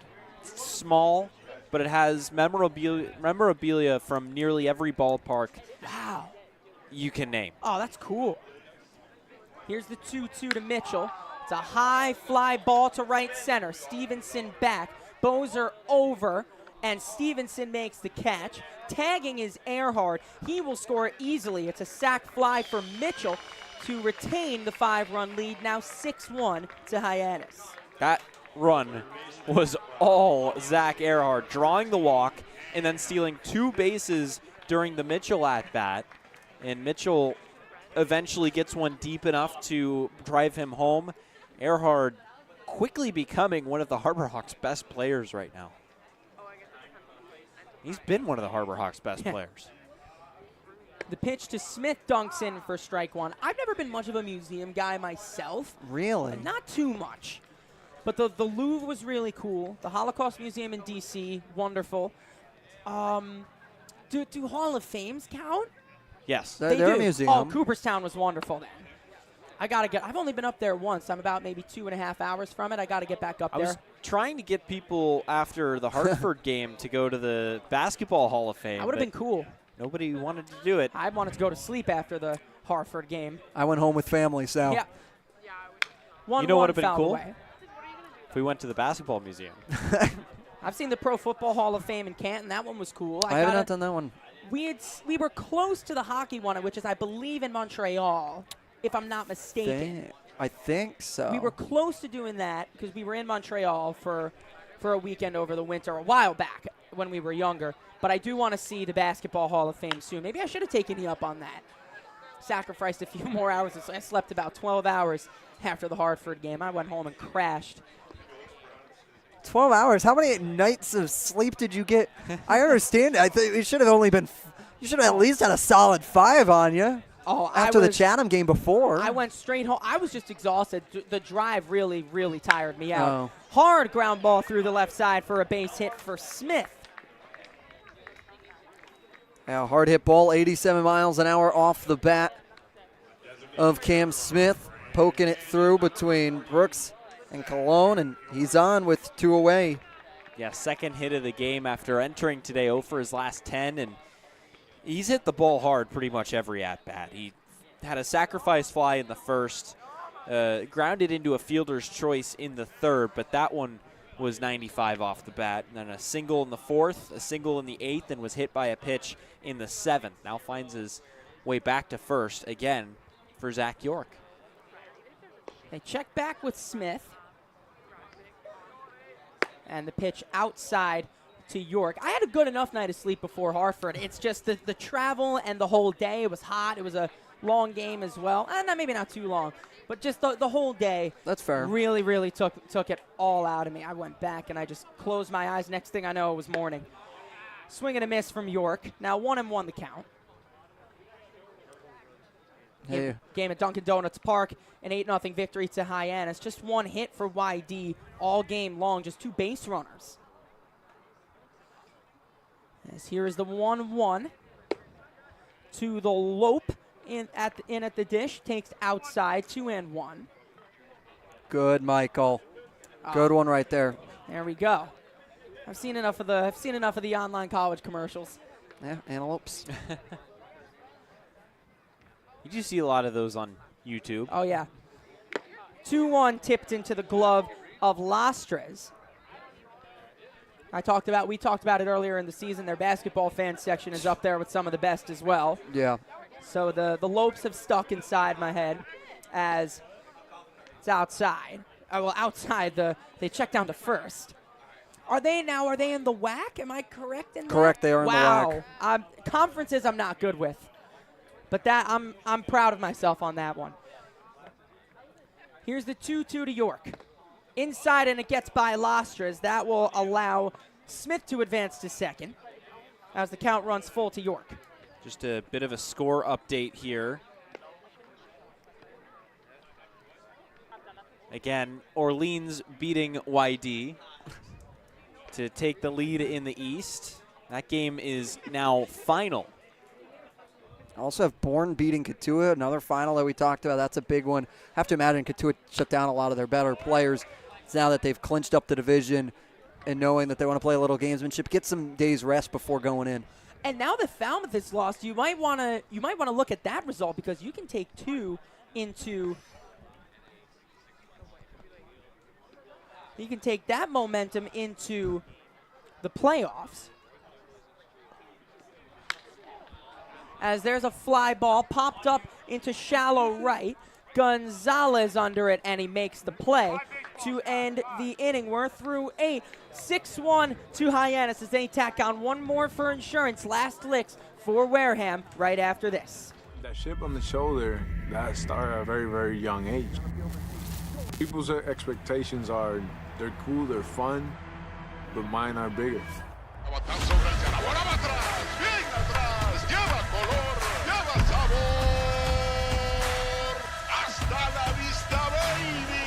When you play in New York, they want to see winners. It doesn't matter if it's a Monday or a Friday or a Saturday. You gotta come with it, or those fans will let you know. Pick one thing from me, pick one other thing from another player, make it your own, you turn to who you want to be. What motivates me is the unknown. You know, how good can I be?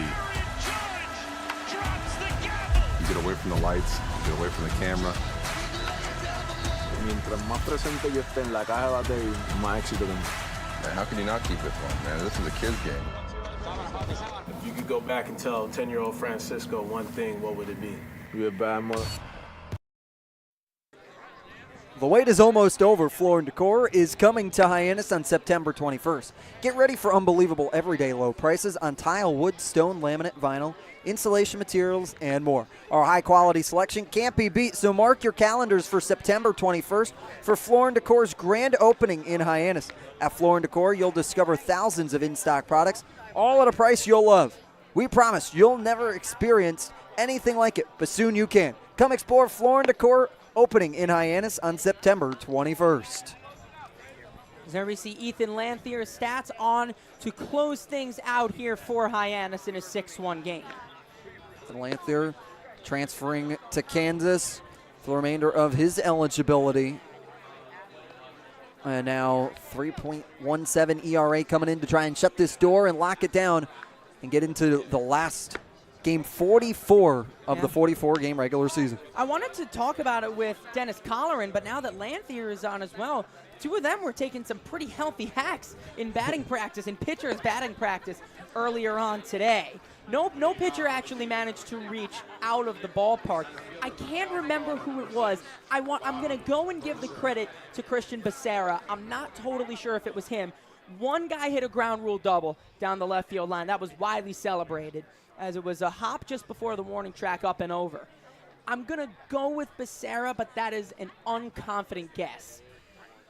But Lanthier had a good round. Mickey Doolittle was down there with me. And he said, yeah, that wasn't as bad as I thought it was going to be, he said to us. He starts off. He had a ground rule double, right? Was it Lanthier who did it? I think it was. It was Lanthier. Okay, I was saying Becerra. I was not sure. Maybe it was Becerra. I think it was, but I don't know. As it's on the ground to third, Smith fields and throws, and Ike holds on to first as Wareham now 2 outs away. Great television, you two. Great television. Thanks, man. A+ reporting right here. There was a lot of names down there, a lot of numbers. Literally the entire pitching staff was down there. As we take a look at the Falmouth score, Barry Walsh just hit a 2-run single in the top of the 8th to tie the game for Falmouth. Again, this game does not matter if Hyannis wins this game, but Falmouth tying the game, if they were to win tonight and Hyannis loses, that means that the same result would have to happen tomorrow in order for Falmouth to jump into the 2 seed. Well, commentator's curse is real. Said that Falmouth lost. I don't know why I said that. Like, I knew the game was still ongoing. I really don't know why I said that. Words were just coming out of my mouth. I think I meant to say if Falmouth was losing, but I just completely proclaimed it. And I think they heard me all the way down. And they decided to say, no, that's not happening. We're now going to tie the game. Now, Lanthier works himself back into the count. It's a 2-1 count on Grant Hussey. A single back in the 7th.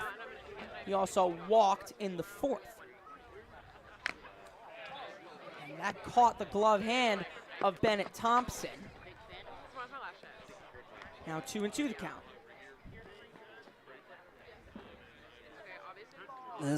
And with pulling Colleran as early as the Harbor Hawks did, that makes me question about the possibility of seeing him in this postseason, especially after one inning of pitching, just start dominant pitching, that he will be a guy out of the bullpen. Nice pitch to set down Hussey swinging, and Wareham now down to their final out. We talked about it, Michael, about pitchers campaigning to be a part of that bullpen team and how they wanted to use themselves in those big games against big opponents. So the last hope is Grant Sherrod for Wareham, as Hyannis an out away from clinching themselves the number 2 seed in the Western Division semifinal playoff round. That will mean all pressure off for tomorrow's game against Bourne. They can go out and just have a bit of fun. As if they don't have fun already, they can go out and have even more fun. What fun are these playoffs going to be? It's been a great year on Cape. Now the Cape Cod postseason brought to you by Duncan. Swing and a miss to Sherrod. Hyannis, well, now Wareham down to their final strike.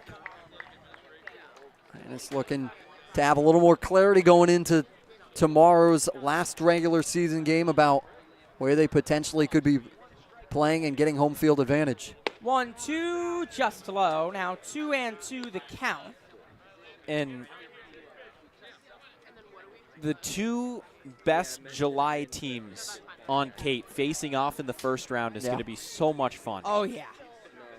Lanthier's 2-2 is a fly ball to center. In comes Taylor. Out goes Hainline. He makes the catch.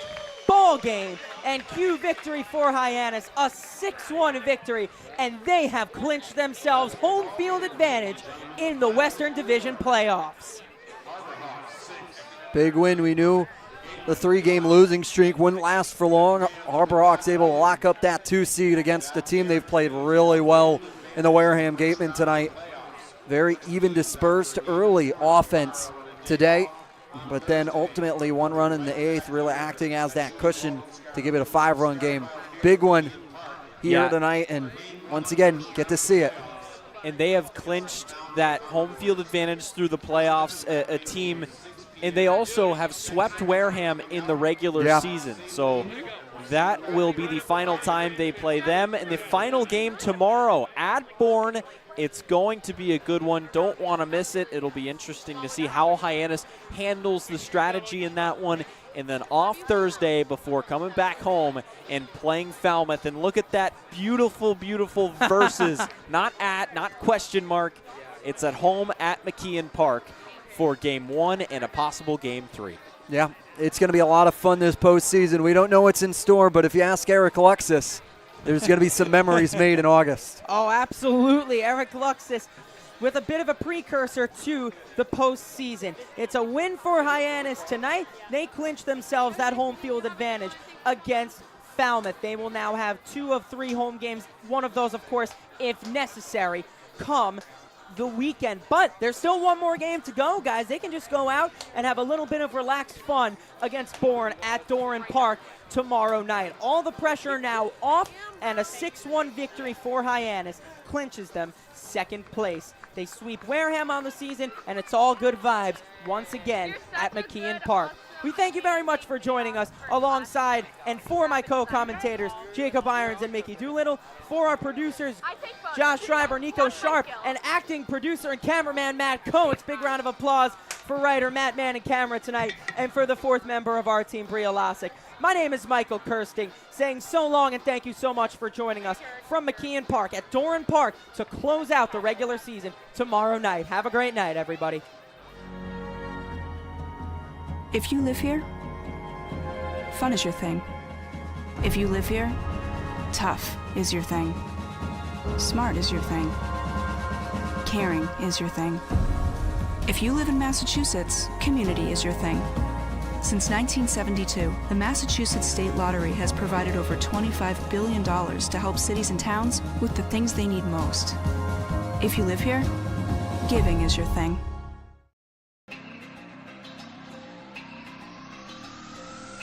My family earns respect. My family clears bases. My family breaks records. My family wins MVPs.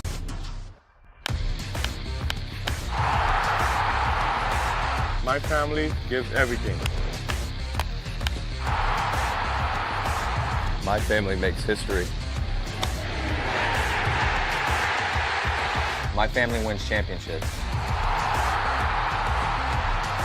There's no family. There's no family. There's no family. There's no family like my family. Join the fam. Join the fam. Join the fam.